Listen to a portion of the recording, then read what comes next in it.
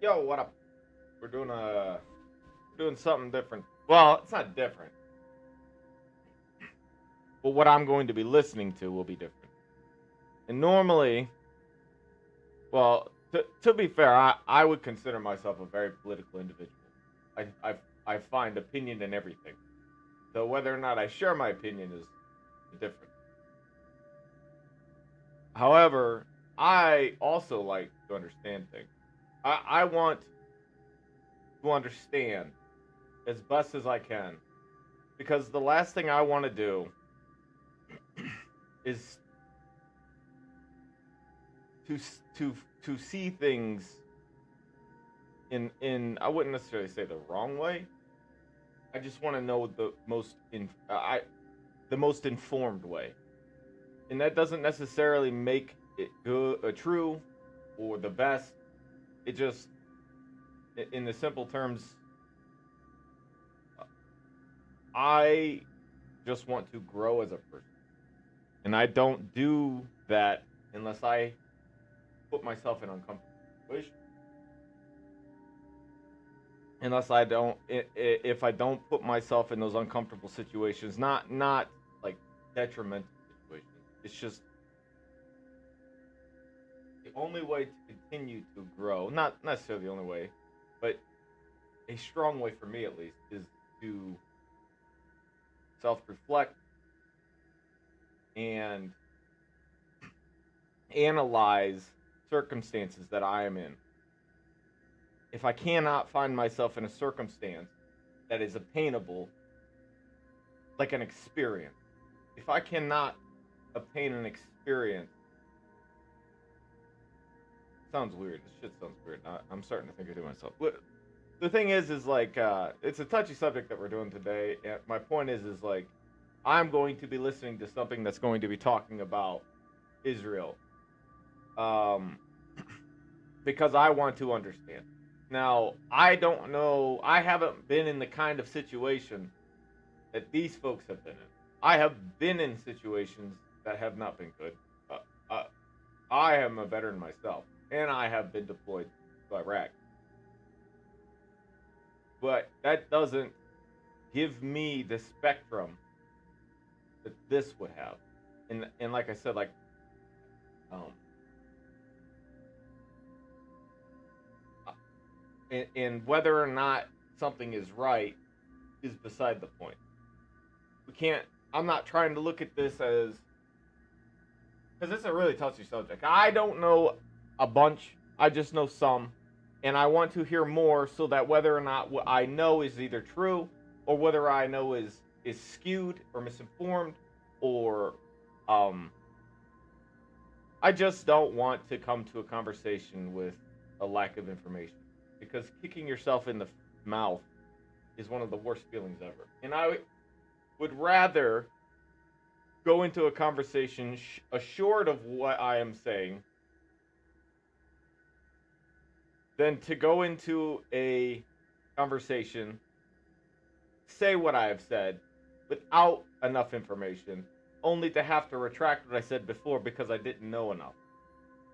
And I've had to do that because that's one of the hardest things I think that is for someone to grow is to admit that you are wrong when you are wrong.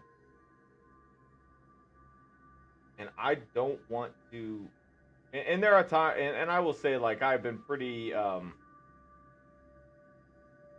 I say all this too because I've been pretty critical of like Israel, for example. Like very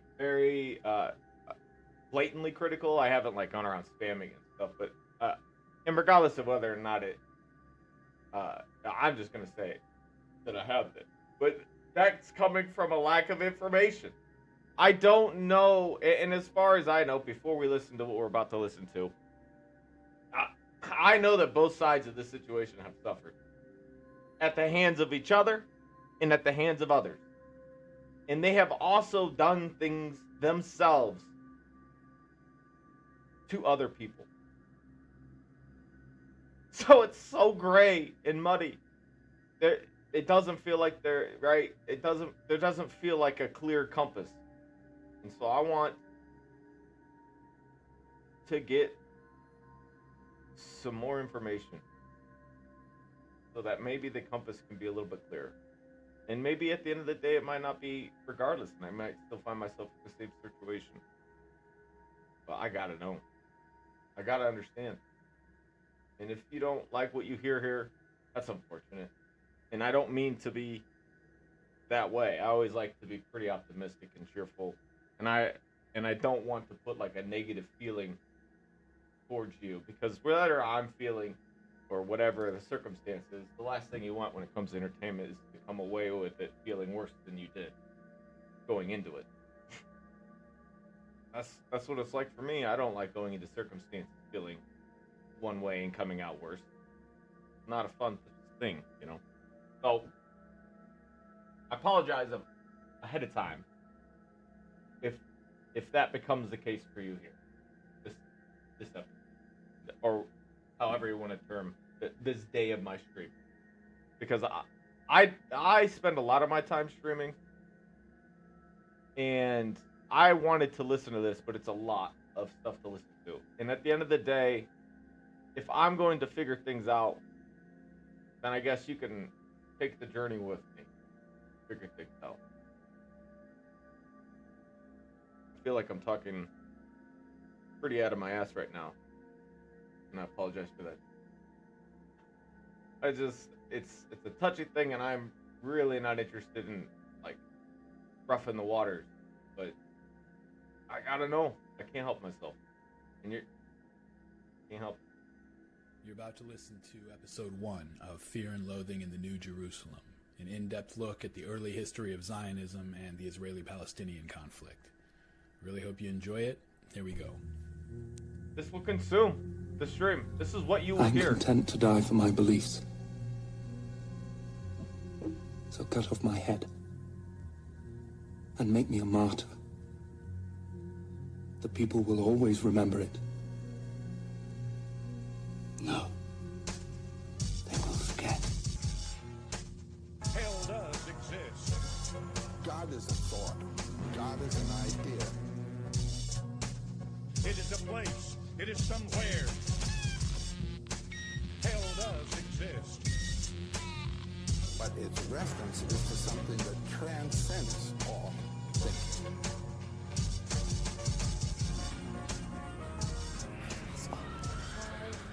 Tear ourselves apart for this small question of religion.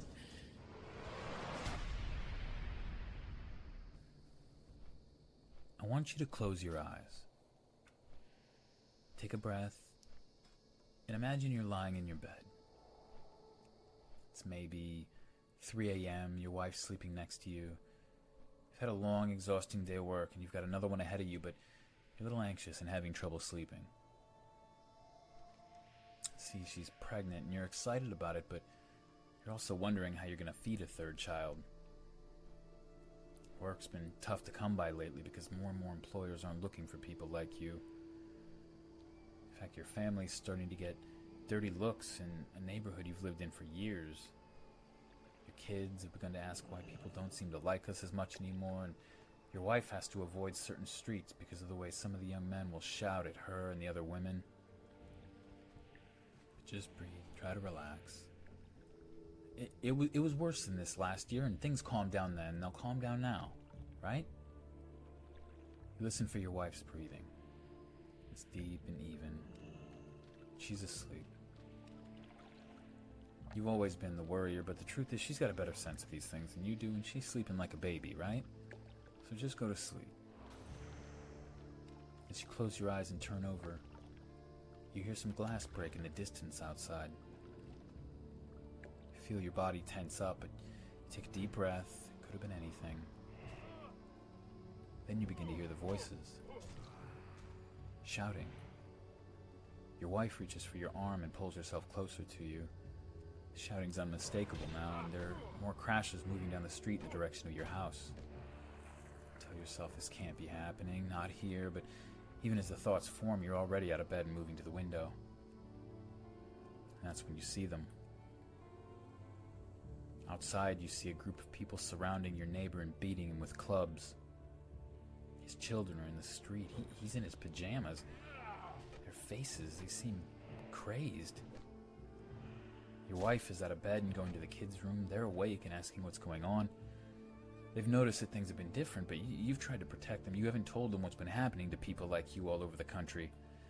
You get your family partly dressed, but you're starting to hear people outside your front door, and there's no more time to lose. You grab your 9-year-old son and your 6-year-old daughter. You hug your wife, and the 4 of you are out the back door into an alley just as the mob smashes your door in. You make your way through the back alleys, and as you're going through, occasionally you're catching glimpses through the houses of your friends and their families being assaulted by people with clubs and torches and kitchen implements. People are screaming, and you see blood, and there's fire and smoke. Houses are being burned. How is this happening? You recognize some of these attackers. They're people you see every day. These aren't strangers. People you buy groceries from, people you pass on the street who fix your roof and who you've done work for. You look into your kids' eyes, and they're confused and terrified. Your wife's keeping it together. She believes you're going to protect her, but you're just trying to look strong. You have no idea where to go. You run around a corner and find yourself face to face with a big man in a police uniform. Begin to tell him about the commotion on the street, about the attacks and the fires and the looks in their eyes, and you keep talking to him as if he's a policeman, even as you realize that he's raising his club and bringing it down on your head, and now everything is dark. You awake sometime later in the street, with your head ringing and lying in a pool of blood. The noise and pain wake you up. You squint through a film of blood and bleary eyes, and you see 4 men raping your wife. She's covered with blood, and she's badly beaten. It seems only half aware of what's happening to her. She looks in your direction. Your daughter is being held by the arms by 2 drunken men, and your son's lying at their feet in a bloody heap. You begin to realize that there are bodies everywhere. Your neighbors. 2 laughing teenagers step over a body as they come out of your house with the few valuables you had before setting fire to your home. You went to bed a few hours ago. This was just another day. And you can see in your wife's eyes that some part of her still believes that you're going to save her. You struggle to find your balance, and you move toward her when a teacher from the local school steps behind you and crushes your skull with a hammer. Now, this isn't a scene from a horror movie or some singularly horrific event that occurred, that one time in humanity's dark past. If you were a Jewish person living in Europe or Russia for most of the last 1,000 years, this scene would have been pretty familiar to you, because it happened all the time. Now, I'm not trying to shock you, or maybe I am a bit, because I think sometimes we need to be shocked in order to take something we see in a newspaper or hear about from time to time in a history book and realize that it's not just a story. I think we often have a natural bias to sort of privilege our own experiences and to imagine that our own feelings of joy or grief or terror or happiness, or that they're somehow deeper or more real than the experiences of anyone else. Intellectually, of course, we know that's not true, but it's one of those natural biases that kind of switches back to the default mode without an occasional reminder, at least for me, for some people. I spent a lot of time trying to decide whether or not to start with that story, whether to include anything like that, whether I was being just gratuitous or obscene, and I'm still not sure what the answer to that is. But in the end, I asked you to imagine yourself in an unimaginable situation, because this story has to begin there. I think it has to begin there. What I just described happened to real people who felt and feared and loved and suffered and grieved every bit as deeply as you or me. And so when we close our eyes and we imagine what it would be like to watch that happen to our families, I mean, you can't even imagine it, but just try to force yourself to understand that real people weren't imagining it. It happened to them, and they felt those things. Think of the people you love more than anything. And I know it's uncomfortable, but I'm asking you to do it because Only by imagining yourself in an unimaginable situation can we make sense of why people might take unimaginable measures to save or to avenge the people they love. They were called pogroms, and this kind of anti-Jewish violence sort of came in waves throughout European and Russian history. Times of uncertainty and turmoil tended to be bad news for European Jews in general, as the anxieties of the population always seemed to get taken out on people who had been designated either by the community or by themselves as set apart or different. Usually it's a little bit of both. During the 14th century, for example, in addition to enduring the ravages of war and Black Plague like everyone else, Jews also had to deal with being accused by terrified Christians of being behind all the chaos, of spreading the plague through black magic or by poisoning wells. Pogroms erupted across Europe. Despite declarations from Pope Clement VI that the Jews were innocent, this was an age when the Pope's word was literally the law. It didn't matter. He was threatening to excommunicate anyone who attacked a Jew over the blood libel. Didn't matter. A lot's been written about the nature and causes of anti-Semitism. I'm not... We could do a whole 3-hour conversation on that topic alone, but it's not important to get into it right at this moment, except to say that anti-Jewish feeling and anti-Jewish violence had been a fact of life in Europe for a long time. Now, the late 1800s were a time of immense uncertainty as industrialization and advances in technology were causing upheaval at every level of society. And this tumultuous time was no exception to the rule I just mentioned. Anti-Semitism was rising all over the place, most of all in Eastern Europe and Russia. Between 1881 and 1884, I'm going to repeat that for emphasis, just 3 years between 1881 and 1884, in just the Russian Empire, there were at least 200 pogroms. And the thing to understand about a pogrom is that it's not just mob violence. It's not just a riot. It's an attack with implicit or explicit sanction from the powers that be. You know, to me, maybe the scariest part of the story that I just asked you to imagine was running into the police officer and realizing that moment when you realize that he's not going to help you, that you're on your own. It's like the zombie apocalypse, but the zombies have bats and chains and knives and guns. There's nowhere to run and nobody to turn to. And if you can't protect yourself, nobody is going to protect you. In fact, very often when pogroms would happen, governments would respond by blaming the Jews for the disorder and passing anti-Jewish laws out of revenge and to placate their anti-Semitic populations. Now, like I said, usually these things would come in waves. And after a while, these feelings tended to burn themselves out. But around the turn of the 19th century, things only seemed to be getting worse and worse. From 1903 to 1906, thousands and thousands would be killed in pogroms in Ukraine. In one attack in Crimea, over 2,500 were murdered in a single night, many more raped and maimed.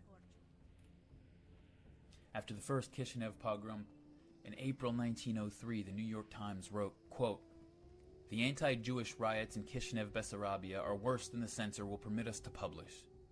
There was a well-laid-out plan for the general massacre of Jews on the day following the Russian Easter. The mob was led by priests, and the general cry, 'Kill the Jews,' was taken up all over the city. The Jews were taken wholly unaware and were slaughtered like sheep. The dead number 120, and the injured about 500. The scenes of horror attending this massacre are beyond description. Babes were literally torn to pieces by the frenzied and bloodthirsty mob. The local police made no attempt to check the reign of terror. At sunset, the streets were piled with corpses and wounded. Those who could make their escape fled in terror, and the city is now practically deserted of Jews." End quote. Babies literally torn to pieces. And this was what the censors allowed to be published. The mind starts to naturally wonder what they were forced to leave out. I don't want to know what's worse than that. Now, after a series of riots and revolutions shook the Russian Empire in 1905, hundreds of pogroms followed. There was a bloodbath in Odessa, Ukraine. Robert Weinberg's written extensively on the labor unrest leading up to the revolution and how it supercharged tensions between the Jews and other subjects of the Russian Empire. You see, the Jews, encountering so much discrimination without having any legal recourse, they did what most people would do. They were attracted in great numbers to revolutionary movements. Who can blame them, given what they were dealing with? But the problem was that this often gave fuel to the fires that were already burning, because when riots and strikes and revolutions began to disrupt society, people often blamed the Jews for being behind it all.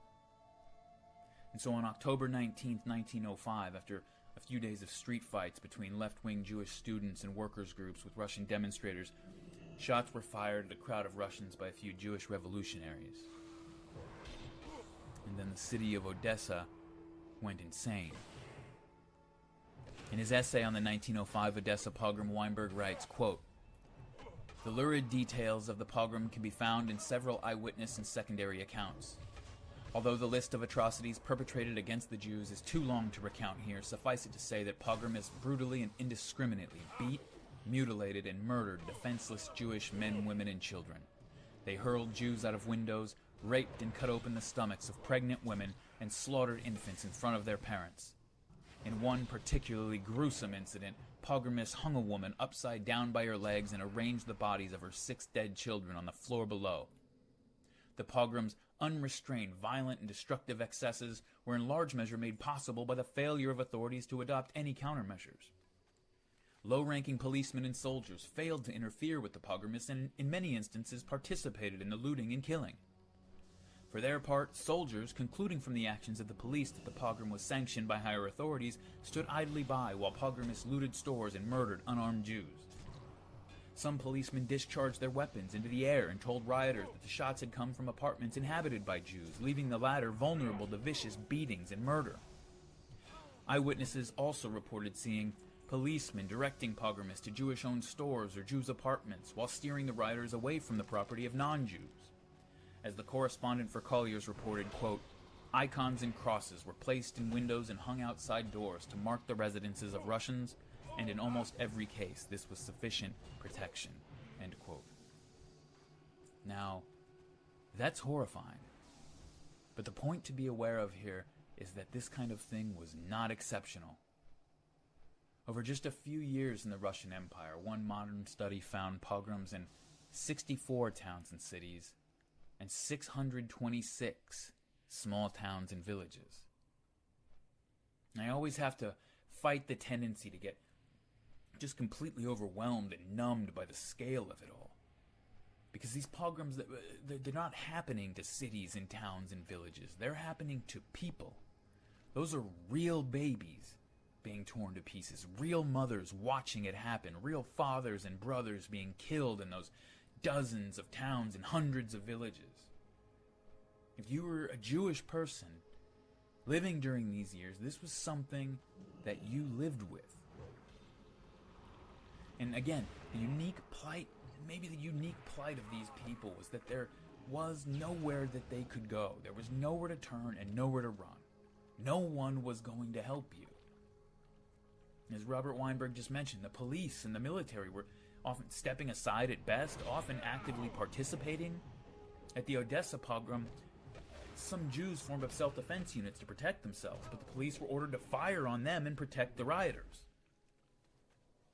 It wasn't burning itself out this time. Many Jews began to sense that something was changing. Maybe it wasn't going to get better. Things seemed to be building.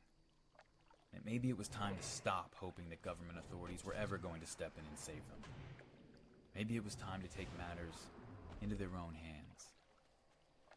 Now, what the best course of action was, that was a matter for debate. But many Jews all over Europe had had enough. They'd had it. They were done leaving their well-being and their safety and the safety of their families to the goodwill of others. And so between 1881 and 1914, 2.5 million Jews would flee the Russian Empire, but they found greater or lesser degrees of anti-Semitism wherever they went. Many were fortunate enough to make it to the US or Britain or France, where things were certainly easier than they were in Eastern Europe or Russia, but they were still met with suspicion and discrimination that would qualify as rank racism and horror story stuff today. Back then, it was relatively mild, but only in a relative sense. Many were embracing socialism, labor groups like the Bund. Others were finding hope or venting their frustration in radical revolutionary movements. They'd had it. They were finished waiting around for change, and they were embracing in great numbers, they were embracing movements of forceful, violent overthrow of existing orders. Jewish members formed an important part of Bolshevism and other communist groups. They played a prominent role in 19th and early 20th century anarchist movements. In addition to Bolshevism and anarchism, others began turning to an ideology of radical Jewish nationalism known as Zionism. What would you do?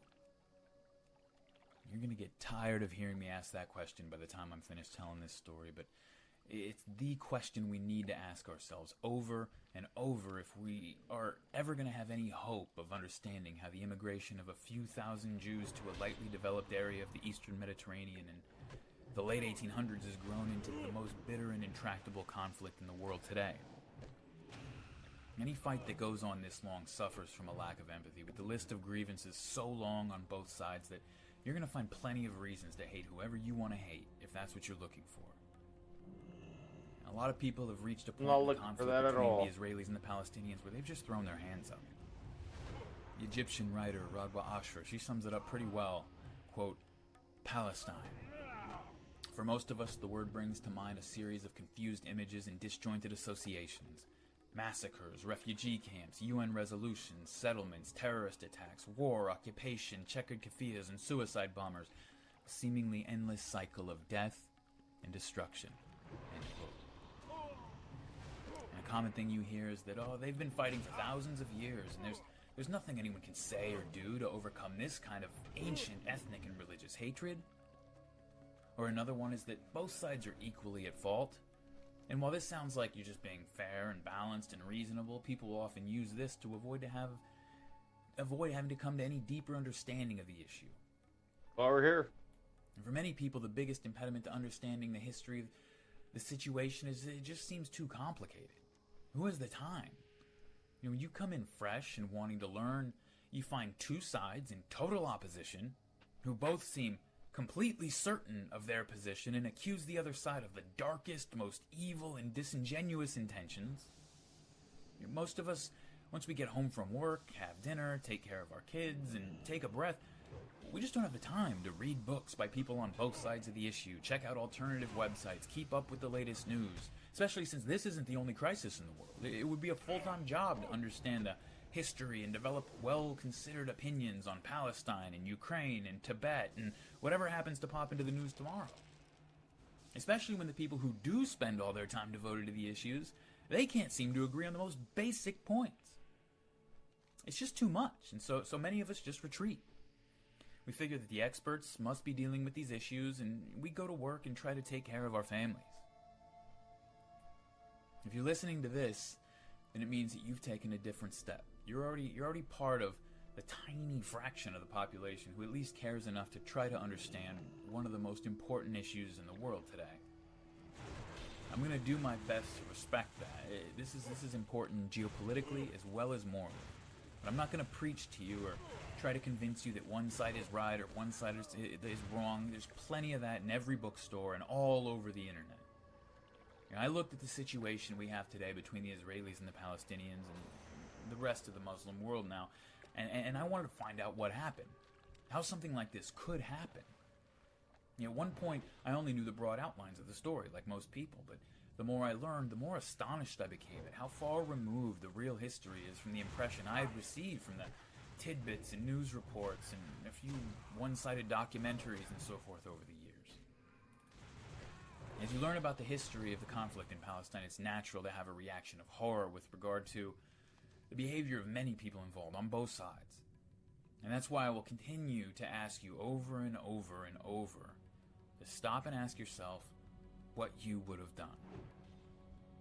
The world of 1880 or 1914 or 1948 even is not our world.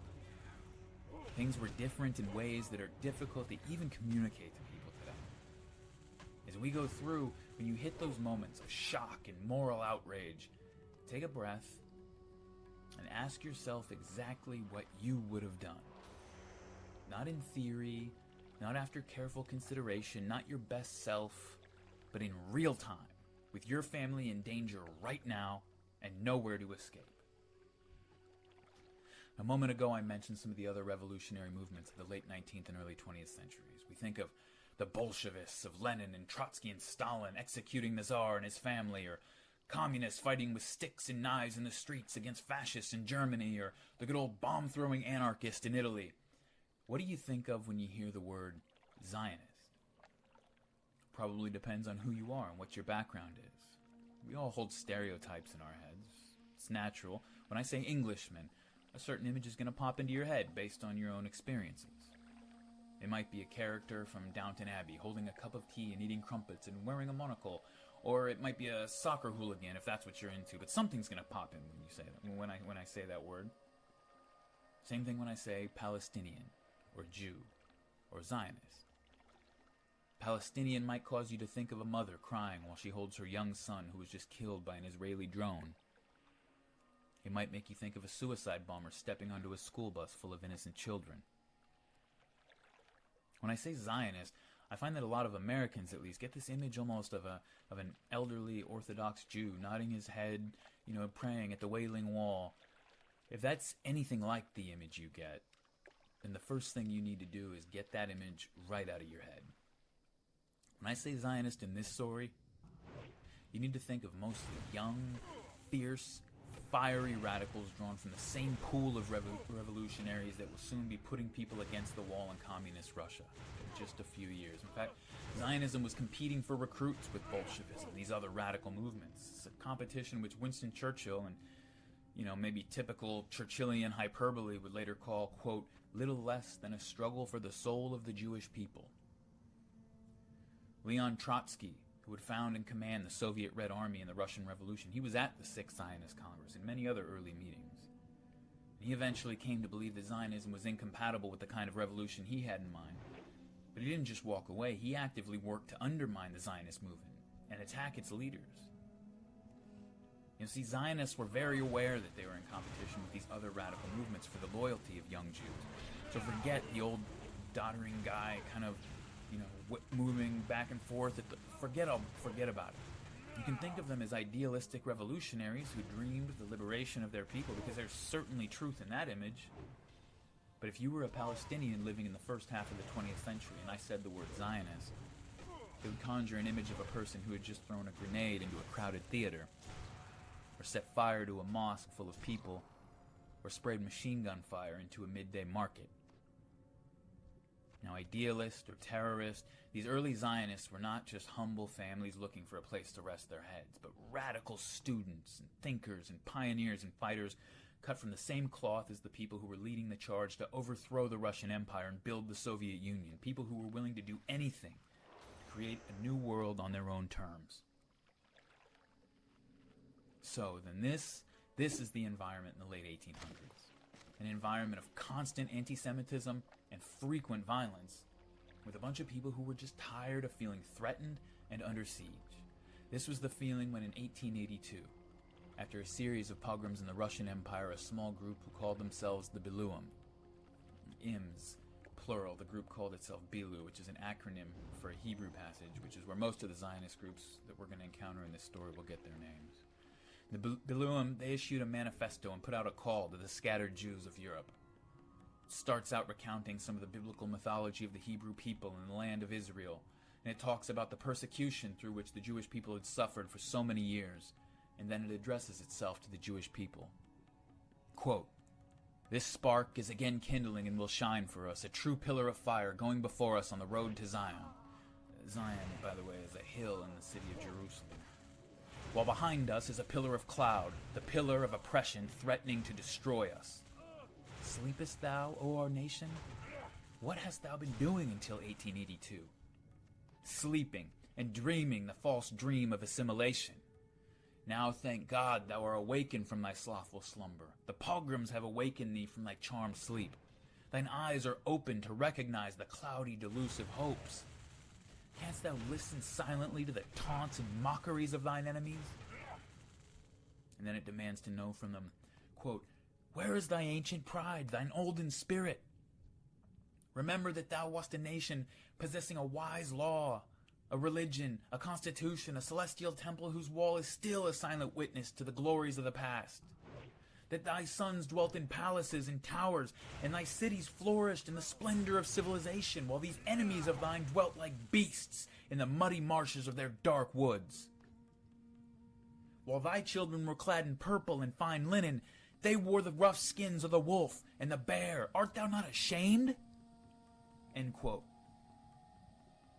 It goes on to explain that they intend to ask the permission of the Ottoman Empire to settle on a small strip of land on the eastern shore of the Mediterranean that the Romans had called Palestine. They intend, quote, "to beg it of the Sultan himself, and if it be impossible to obtain this, to beg that we may at least possess it as a state within a larger state, the internal administration to be ours, to have our civil and political rights, and to act within the Turkish Empire only in foreign affairs, so as to help our brother Ishmael in his time of need." End quote. And now you may have noticed something very interesting, and it's a very important point. Ignoring for the moment their somewhat confusing conflation of the Turks with the descendants of Ishmael, notice that the Arabs and the Muslims are not the enemy in 1882. The Europeans and the Russians are the enemy they're talking about, clad in the rough skins of the wolf and the bear and running through the dark woods like savages. Our brother Ishmael is looked upon as a friend. Now this is important because, again, you'll often hear people say that the Israeli-Palestinian conflict, it's a fight that goes back thousands of years. The implication is that it has no beginning, has no end, has no discernible cause. It's just ancient ethnic and religious hatred. These people just hate each other, and that's that. And it's very important to understand that this simply isn't true. Now, the world was a less tolerant and inclusive place over most of the last millennium, of course, but with that qualification, overall you could say that the Muslims and the Jews got on pretty well. Larry Collins, in his book, O Jerusalem, about the birth of the State of Israel, he wrote, quote, "With few exceptions, the Jewish people had dwelt in relative security among the Arabs over the centuries. The golden age of the diaspora had come in the Spain of the caliphs, and the Ottoman Turks had welcomed the Jews when the doors of much of Europe were closed to them. The ghastly chain of crimes perpetrated on the Jewish people, culminating in the crematoriums of Germany, had been inflicted on them by the Christian nations of Europe, not those of the Islamic East." End quote. And you can see that in the Bilu Manifesto and in the writings of a lot of the early Zionists. To them, the Christians were the threat, the Europeans. The Muslims were all right. And to a lot of people, writing this off as some intractable ancient feud is also pretty convenient.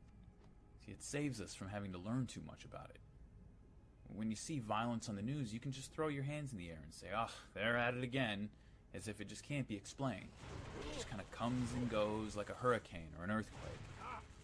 It's also a convenient narrative for some of the parties involved. It's convenient because it saves them from having to take any responsibility for anything. You know, if I walk up to you on the street and just punch you out of nowhere, and they've got me on tape, dead to rights, just walking up and hitting you, it might not be a bad strategy in court for me to just try and convince the jury that this is a fight that's always been going on, ever since we were kids, and, you know, my punch was just the latest response in a series of reprisals that go back to childhood, even our parents. If that's the case, I can't really be the one responsible, at least not solely responsible, can I? I mean, you might even say I was just proactively defending myself. But what if that's not true?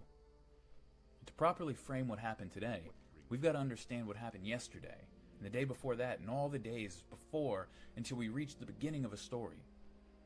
The early Zionists had no beef with the Arabs native to the place we now call Israel. And the Arabs didn't concern themselves too much when the Zionists first started moving to Palestine. When you turn on the news, remember that this conflict has a beginning. It has a cause. And the cause is relatively recent. I bring this up for two reasons. First, to point out that whatever dimensions the conflict has taken on today, or is increasingly taking on today, its roots are political, not ethnic, not religious. We're always hearing about religions causing wars throughout history, and the Israeli-Palestinian conflict sits in the popular consciousness in large segments of the United States, at least, as a perfect example of that. You know, no matter how many people die, whatever peace conferences propose, it just can't overcome the hatred Muslims and Jews have for each other. Well, the early Zionists are talking about their brother Ishmael, and soon after, the most prominent Arab leader is going to welcome the Jews as cousins. And this is and always was a political conflict, with definite causes and specific grievances. In 1896, Theodor Herzl, a Jewish Austrian writer called the father of modern political Zionism, he earned that title by publishing a pamphlet that would become the founding document of the movement. It's a remarkable document for its insight and clarity, for Herzl's clear understanding of the deep forces at work in Europe and within the disparate communities of European Jews. It's one of the 2 or 3 most important documents in this story, and one of the most fascinating documents in history, so forgive me for quoting it at length, but I prefer to let it speak for itself, because it really does a better job than I could do myself of giving you a sense of what someone like Herzl was feeling as the 19th century came to an end. First, Herzl gives the lay of the land, pointing out the persistent suffering the Jews had faced during their years of homelessness in Europe. Quote, "The Jewish question exists wherever Jews live in perceptible numbers. Where it does not exist, it is carried by Jews in the course of their migrations. We naturally move to those places where we are not persecuted, and there our presence produces persecution. This is the case in every country, and will remain so, even in those highly civilized, for instance France, until the Jewish question finds a solution on a political basis. The unfortunate Jews are now carrying the seeds of anti-Semitism into England. They have already introduced it into America. I believe that I understand anti-Semitism, which is really a highly complex movement. I consider it from a Jewish standpoint, yet without fear or hatred. I believe that I can see what elements there are in it of vulgar sport, of common trade jealousy, of inherited prejudice, of religious intolerance, and also of pretended self-defense." End quote. Then Herzl asks why, in an age when technology has made it possible to travel around the world and communicate over vast distances and create wealth in previously poor lands, why have the Jews remained stranded in places that don't want them? He goes on, quote, "We have honestly endeavored everywhere to merge ourselves in the social life of surrounding communities and to preserve the faith of our fathers. We are not permitted to do so. In vain are we loyal patriots, our loyalty in some places running to extremes. In vain do we make the same sacrifices of life and property as our fellow citizens. In vain do we strive to increase the fame of our native land in science and art, or her wealth by trade and commerce. In countries where we have lived for centuries, we're still cried down as strangers. The majority may decide which are the strangers. For this, as indeed every point which arises in the relations between nations, is a question of might. I do not here surrender any portion of our prescriptive right when I make this statement merely in my own name as an individual. In the world as it now stands, and for an indefinite period will probably remain, might precedes right. It is useless, therefore, for us to be loyal patriots, as were the Huguenots who were forced to emigrate. If only we could be left in peace. But I think we shall not be left in peace. For old prejudices against us still lie deep in the hearts of the people. He who would have proof of this need only listen to the people when they speak with frankness and simplicity. Proverb and fairy tale are both anti-Semitic. A nation is everywhere a great child, which can certainly be educated, but its education would, even in the most favorable circumstances, occupy such a vast amount of time that we could, as already mentioned, remove our own difficulties by other means long before the process was accomplished." End quote. Herzl knew that the biggest impediment to getting Zionism off the ground would not come from enemies of the Jews, but from fellow Jews in more comfortable nations like France and Britain who simply wished to be French or British. And so Herzl reminds his readers of the reality of their situation in Europe. Quote, "No one can deny the gravity of the situation of the Jews. Attacks in parliaments, in assemblies, in the press, in the pulpit, in the street, on journeys, for example, their exclusion from certain hotels, even in places of recreation, become daily more numerous. The forms of persecution varying according to the countries and social circles in which they occur. In Russia, imposts are levied on Jewish villages. In Romania, a few persons are put to death. In Germany, they get a good beating occasionally. In Austria, anti-Semites exercise terrorism over all public life. In Algeria, there are traveling agitators. In Paris, the Jews are shut out of the so-called best social circles and excluded from clubs. Shades of anti-Jewish feeling are innumerable, but this is not to be an attempt to make out a doleful category of Jewish hardships. The nation in whose midst the Jews live are all either covertly or openly anti-Semitic."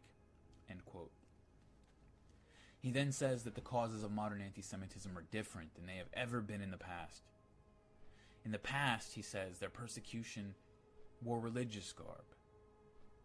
But in the modern plight, Herzl says, it has causes which are economic and political in nature, and that in those places where Jews' legal status had improved, their rights would not be officially withdrawn, quote, not only because their withdrawal would be opposed to the spirit of our age, but also because it would immediately drive all Jews, rich and poor alike, into the ranks of subversive parties. Nothing effectual can really be done to our injury. In olden days our jewels were seized. How is our movable property to be got hold of now? It consists of printed papers which are locked up somewhere or other in the world, perhaps in the coffers of Christians. Anti-Semitism increases day by day and hour by hour among the nations. Indeed, it is bound to increase because the causes of its growth continue to exist and cannot be removed. When we sink, we become a revolutionary proletariat, the subordinate officers of all revolutionary parties. At the same time, when we rise, there rises also our terrible power of the purse." End quote. See, over the centuries, Jews were forbidden from making a living in many vocations, from owning land. They were restricted to urban occupations, and especially into services that were considered by Christians to be discreditable or immoral, like money lending. Well, times had changed in many places, and many of those occupations where Jews were disproportionately represented, like banking and law, weren't such bad places to be anymore. This led to everything from resentment and envy to wild conspiracy theories, which we'll get to in just a little bit. On the other side of the spectrum, Herzl points out that those Jews that didn't float to the top often sunk all the way to the bottom. Frustrated and disaffected Jews often filled the ranks of revolutionary parties, another fact which is hardly lost on the host population, as we mentioned before. Herzl recognized this reality. He believed that Jews would always be persecuted, in times of plenty because of their success, in times of trouble because of their revolutionary activities. It was time, Herzl told the Jews of Europe, to escape. Agreeing with the proposal laid down by the Billum, he suggested simply asking the relevant powers to permit Jewish people from around the world to settle and build up the land of Palestine. Couldn't hurt to ask, and the Zionists would offer to be a useful ally to anyone who helped them. And so he called on all Jews to devote themselves to this quest, for the rich to use their money and influence to support it, and for the poor to immigrate to the land itself to make their homes. Herzl's pamphlet was published in the midst of a scandal in France that had shaken the faith of many Jews who had begun to feel pretty safe in the more cosmopolitan Western European nations. Libraries full of books have been written on this, and so I won't get detained here for too long. And you'll have to forgive me many times for giving short shrift to a lot of the episodes of this story that are interesting in their own right and deserve more attention. So I apologize in advance. There are great 500-page books written on details I pass over in a sentence or two, and I certainly don't mean to do injustice to any of them. This is one of those situations. So this particular event is hugely important to France, to many Jews, to the Zionist movement, certainly. I'm not going to do it justice, but I encourage you to look into it because it's fascinating. It all started in 1894, when a maid in the German embassy in Paris found a letter revealing that a French traitor had been passing secrets to the Germans. Blame was cast on an army captain named Alfred Dreyfus, the only Jew on the French general staff, but he vehemently denied any involvement. Now, this might have been a minor legal and political controversy, just another forgotten tale of injustice, except for what happened next. See, Dreyfus was court-martialed in a humiliating manner. He was dressed down, and his officer's cutlass was broken in half. He was sent off to a penal colony known as Devil's Island. The French generals soon realized that they had convicted the wrong man, but rather than admit it, they manufactured evidence to cover up the mistake. Even as evidence started piling up and more people began to look into the case, they held their ground, dug in their heels.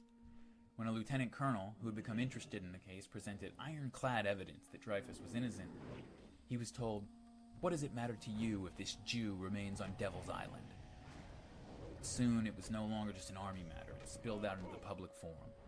This was so contentious that people in France became known as Dreyfusards and anti-Dreyfusards, depending on their opinion, and everyone had an opinion. Marcel Proust even features it in the background of his novel In Search of Lost Time. It's going on. In 1898, the novelist Émile Zola published an open letter to the French president on the front page of a newspaper detailing the evidence, as well as the lies and the cover-up by the military, and this swung public opinion in Dreyfus' favor. The civilian High Court of Appeals threw out his conviction, but still the army wouldn't budge. They simply tried and convicted him again. The Dreyfusards and the anti-Dreyfusards both dug into their positions, and the debate shifted and became more acrimonious. The controversy divided France right down the middle and brought out a sleeping anti-Semitism many worse Western European Jews had convinced themselves was history, or at least on its way to being history in places like France.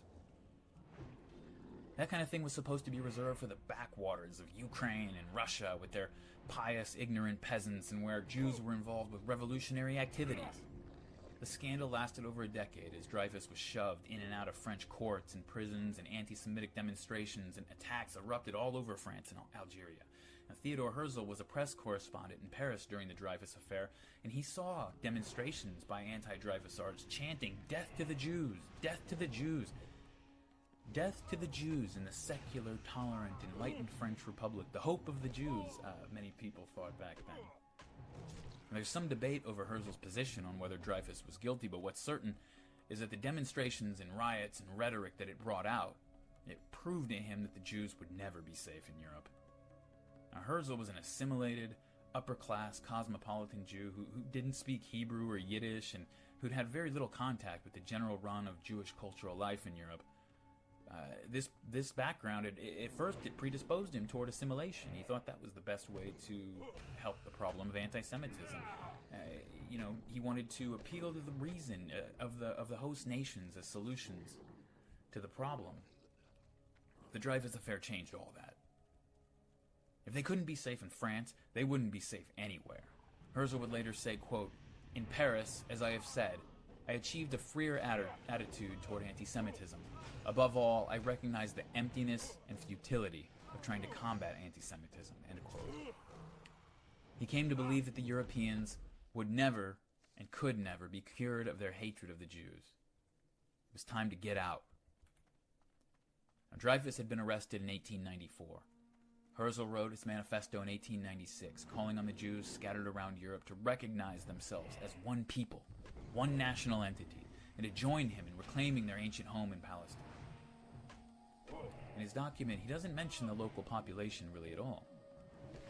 One of the things you notice when you read it, and really when you go through almost all of these early documents and diary entries and speeches, is that the people, the hundreds of thousands of people currently living in the land in question, are almost literally not mentioned.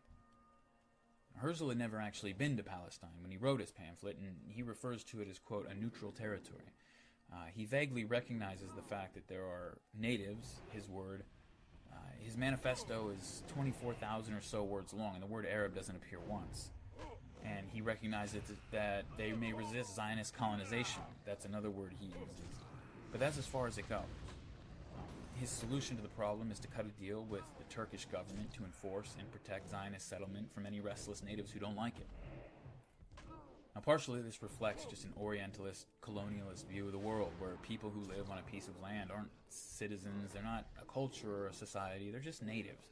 Part of the background, along with the hills and the trees and the animals, and certainly not a meaningful political entity to be consulted about the grand decisions of civilized men. No matter where you go, the Americas, Africa, even places with built-up civilizations, Europeans at this time usually just sort of had an attitude of, who lives there? Natives live there. The Chinese? Yeah, just natives. And you have to remember that in the late early 1900s, colonial power was still completely taken for granted as a legitimate pursuit, and people still use words like empire to describe their country, and they didn't think that was strange at all. This kind of dismissive attitude that Herzl and many of the early Zionists showed toward the Palestinians who were there, it sounds bad, and it is, but it's not something that was unique to him or to the Zionists. It was pretty much universal across Europe at the time. Now, the whole idea of creating a new country from scratch, even that just sounds strange to our modern ears. But this is another thing that wasn't so strange in the time period. The idea of carving out a new nation from the carcass of one of the dying empires of the day, it was all the rage. And in fact, this awakened ethnic nationalism was one of the reasons those empires were dying. See, a few years down the road, a Serbian nationalist will shoot an Austrian archduke and his wife to express his desire for an ethnic Serbian state free from Austrian rule. And that'll kick off the war that'll finish off 3 empires and give birth to several new ethnic nations. In the Middle East, it wasn't the Austro-Hungarian Empire, but the Ottoman Empire that was decaying. With Turkey losing its grip, the idea that it might be kind of nice to have our own country was gaining traction among the Kurds, the Armenians, and the Arabs, including the ones that lived in the, quote, neutral country of Palestine. And so as crazy as it seems, And it was a crazy idea, even to the vast majority of Jews when Herzl published his pamphlet. Looking back, it wasn't that strange of an idea, at least not as crazy as it might sound today. Zionism was just the Jewish version of a nationalistic fever that was spreading among people all over Europe. The difference was that those other people already had a home. The Serbs already lived in Serbia. They just wanted to run their own affairs and have recognition as a separate country. Same with all the rest. The Jews didn't have a home.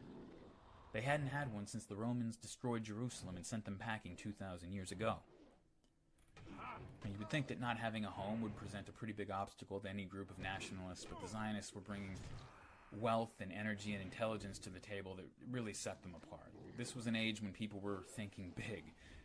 Things like overturning economic systems and destroying empires was on the menu, and so the Zionists weren't going to let something like not having any land stop them from building a nation. They said, no problem, we've got just the place. We'll just gather up all the Jews from around the world and we'll just all move to a small piece of land on the Eastern Med.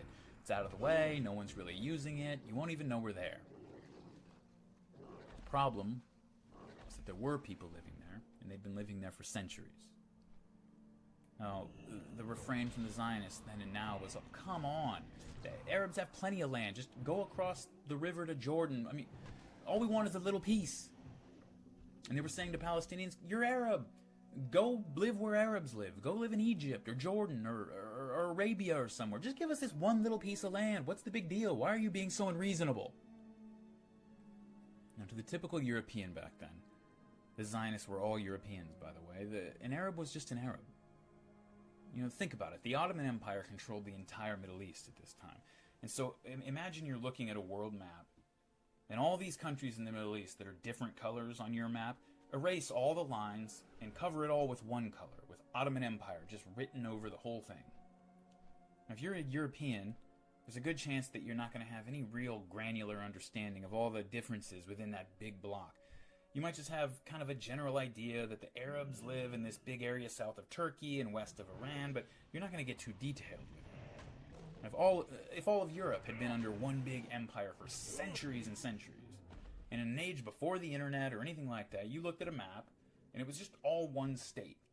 People might know the differences between Austrians and French, but are they going to be aware of the deep cultural and linguistic traditions that make French-speaking Walloon Belgians a distinct entity apart from France? Probably not.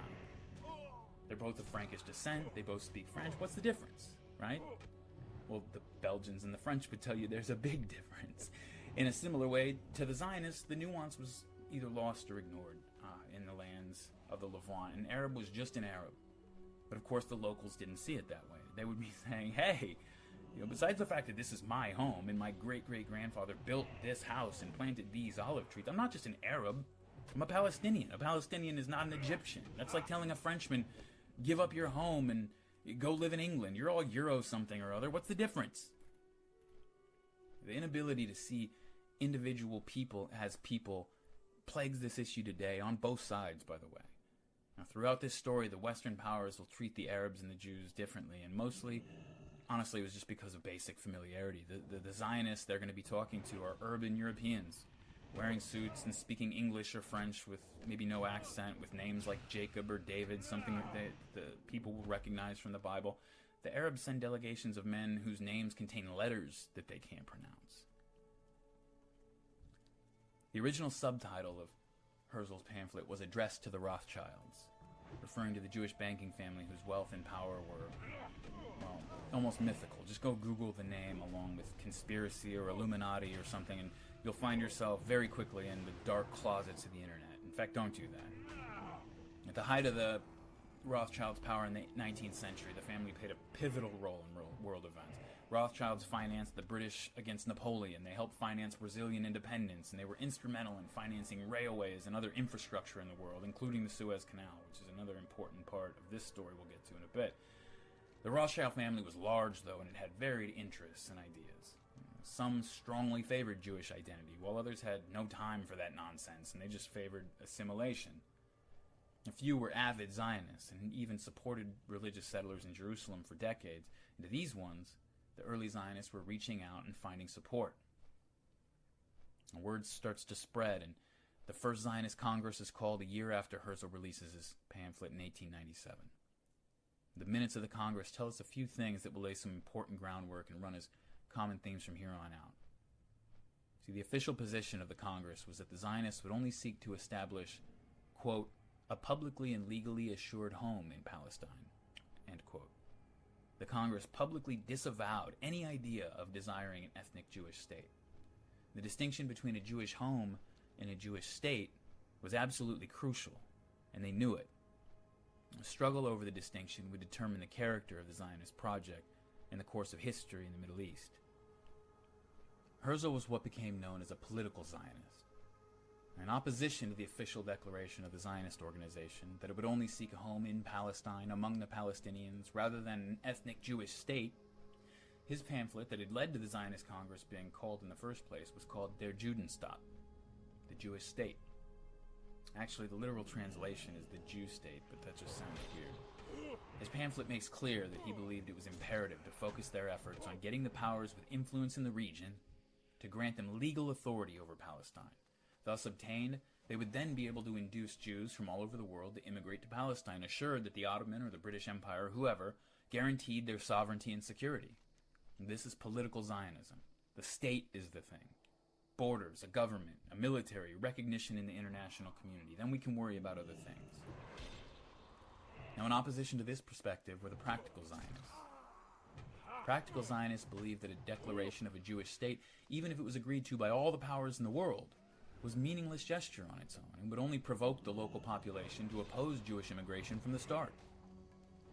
Practical Zionists said, who cares about some lines on a map or paper agreements with governments? They took a different approach. Get in there, create an economy, build relationships with people, pave roads, build schools and universities that benefit everybody, create industry, bring investment, build the Jewish homeland from the inside out, and eventually it won't have to be declared, for it'll simply be a fact. Why provoke the local population over an empty declaration? Eventually, Herzl and the political Zionists were forced to admit that the practical Zionists had a point there. It was too early in the game to start arguing with the Arabs over ownership and sovereignty when the Jews still only made up 3, maybe 4% of the population of Palestine. But while they accepted the strategic necessity of adopting the practical Zionist public stance, the political Zionists remained convinced that a sovereign, ethnically Jewish state had to be the goal. Herzl, writing in his diary after the Congress, explained this realpolitik. Quote, if I were to sum the Congress up in a word, which I shall take care not to publish, it would be this. At Basel I founded the Jewish state. If I said this out loud today, it would be greeted by universal laughter. In 5 years, perhaps, and certainly in 15, everyone will perceive it. End quote. The Jewish state. This is a distinction that means everything, and the Zionists knew it. The United States lets in a lot of immigrants from Mexico, right? How differently would people feel about it if they came in openly expressing their goal of shearing off the Southwest to create their own country? Even most people in favor of full open immigration are going to pump the brakes and say, yo, you can come over, make yourself at home, my house is your house, but if you start demanding that I sign over the deed, I'm going to have a couple questions. And political Zionists accepted that it was necessary to hide these intentions, not only from the population they would be moving in on, but from the powers whose help or permission they would need, because no one was ready to waste their time and resources enforcing a coerced displacement of a local population to make room for a new Jewish state that may or may not even happen. It's a tough sell to convince one of the great powers to permanently piss off the Arabs by giving an important piece of land to a bunch of European Jews for all you knew might get bored with this whole thing once they spent a summer in the Negev desert. And so the narrative had to be crafted in a way that was non-threatening to both the Arabs and the imperial powers the Zionists were asking for help. And so the Zionists pushed the idea that Palestine was an empty, neutral territory, again, as Herzl called it in his manifesto, but as early as the first Congress, and even before that, there were plenty of people calling attention to the fact that that wasn't exactly true. In his book, Righteous Victims, iconoclastic Israeli historian Benny Morris writes that in Palestine, quote, the Zionists sought radically to change the status quo, buy as much land as possible, settle on it, and then eventually turn an Arab-populated country into a Jewish homeland. For decades, the Zionists tried to camouflage their real aspirations for fear of angering the authorities and the Arabs. They were, however, certain of their aims and of the means needed to achieve them. internal correspondence amongst the Jewish immigrants to Palestine from the very beginning of the Zionist enterprise leaves little room for doubt, end quote. He quotes several pieces of that internal correspondence, including this letter from two prominent early Zionists to a colleague in Lithuania. Quote, "We have made it a rule not to say too much, except to those we trust. There are now only 500,000 Arabs who are not very strong and from whom we shall easily take away the country if we only do it through stratagems and without drawing upon us their hostility before we become the strong and populous ones." End quote. Asher Ginsburg represented another strain of Zionism that you might call cultural or religious Zionism. He believed that Jews were tied to Palestine by spiritual bonds, and that the important thing was to bring about a revival of Judaism, the religion in their ancient homeland. He was an early opponent of both the practical and the political Zionists, and he sounded a warning that Palestine was in fact full of people, and these people were not likely to simply leave or consent to being ruled by Jewish immigrants. Under a pseudonym, he'd written in 1891, quote, "We abroad are used to believing that Palestine is now almost totally desolate, a desert that is not sowed, and that anyone who wishes to purchase land there may come and do so to his heart's content. But in truth, this is not the case. Throughout the country, it is difficult to find fields that are not sowed. Only sand dunes and stony mountains that are not fit to grow anything but fruit trees are not cultivated," end quote. And later he goes on, quote, "We are used to thinking of the Arabs as primitive men of the desert, as a donkey-like nation that neither sees nor understands what is going on around it. But this is a great error. The Arab, like all the sons of Shem, has a sharp and crafty mind. Should the time come when the life of our people in Palestine imposes to a smaller or greater extent on the natives, they will not easily step aside." Voices like Ginsburg's are mostly ignored, maybe because they were saying something that nobody wanted to hear, maybe for strategic reasons, maybe out of ignorance. I mentioned that Herzl had never even been to Palestine when he published his pamphlet calling for the Jews to move there. Or maybe because at this stage, most of them simply weren't taking the realization of the project that seriously. And that's something I wonder about. I try to imagine being in a meeting with a bunch of my friends, right? Where we're discussing our plan to convince people we don't know from all over the world to join us in moving to another continent and start our own country. It's a good reason to get together, and making plans is fun, and we're playing Clubhouse, right? But I wonder sometimes if anyone but the hardcore in those very early days really imagined it as a real possibility. Or if you think of how people often talk about, you know, you have a friend, everybody's got that friend, and they're always talking about some kind of business or nonprofit or some other venture they're going to start. A lot of times you'll hear people talk like, okay, here's what we're going to do. We're going to start a nonprofit that's going to get celebrities to deliver food and medicine to children in the developing world. And they'll start going on about which celebrities would be best to get and what kind of food would be delivered. And if someone asked, hey, so how are you guys going to source the food? And how will using food from the developed world affect local production? Also, have you procured legal and financial and security services? Do you even know how to get a hold of any of the celebrities? Those are the more important questions than whether you should get Bono or Angelina Jolie to deliver your stuff, but usually people just look at you like you're a party pooper. Because they're not really serious about it, and even if they say they are, it eventually fizzles out in the wouldn't it be cool phase, because deep down they don't really believe they're going to see it through and take on this ridiculously ambitious project. And maybe that was the case for some of the early Zionists, but for sure plenty of the people at this first Zionist Congress were dead serious about it. They needed to be. The violence and persecution Jews were facing in Europe was accelerating. Now, as the Zionist project launched out of Basel, the rich donors began to be joined by a lot of young revolutionaries and pioneers prepared to do the hard work on the ground. They were animated by the same zeal that animated many other revolutionaries, but added to that was the Hebrew mythology. The Jewish tradition is one of the richest troves of literature, poetry, and wisdom in man's possession. It gave birth to Christianity and Islam, whose adherents alone make up over half the world's population today. The dialogue of the Hebrew people and its journey from slavery to liberation and triumph and back down through defeat and exile and destruction is the basis for many of man's most profound meditations. Early in the story, historical circumstances led to the Jewish people finding themselves oppressed and persecuted in a foreign land. They were scattered, living for themselves and their families in the oppressor's land with hardly any memory or sense of themselves as a distinct nation at all. And then, one day, they were called by a prophet in the name of a deity who claimed to be the God of their fathers. The prophet called on them to remember that they were a people, bound by a covenant with one God, and said that he would lead them to a land that God had chosen for them. They wandered around for decades, facing hunger and hardship, but their identity was forged during the trials of their journey. Finally, when they were ready, they arrived at the outskirts of the Promised Land. They sent in spies to get the lay of the land, but there was a problem. The land was already full of people. But the place had been promised to them, and so through a combination of courage, deception, and divine intervention, the ancient descendants of the Jews obeyed their God's command to conquer the land, cleansing it of any trace of its native population, killing everyone and everything, right down to the cattle, sheep, and donkeys. They laid heavy curses on anyone who dared to rebuild what they had destroyed, forbade mixing with any of the surviving remnant of the native inhabitants, and constantly fought to keep their society free from any of the impurities picked up from the surrounding culture. They built a temple and formed a kingdom, and after fleeing foreign captivity and persecution, the mass of homeless wanderers finally had a place to call their own, and had truly become one people. No scholar today would tell you that the events described in that story actually happened, any more than the events described in any other Near Eastern Iron Age myth actually happened, but this is the kind of thing you need if you're going to really fire up a revolutionary. All revolutionaries live on mythology. Reason can justify and rationalize, but emotion motivates. No revolution's ever been sparked, or at least sustained through reason argument.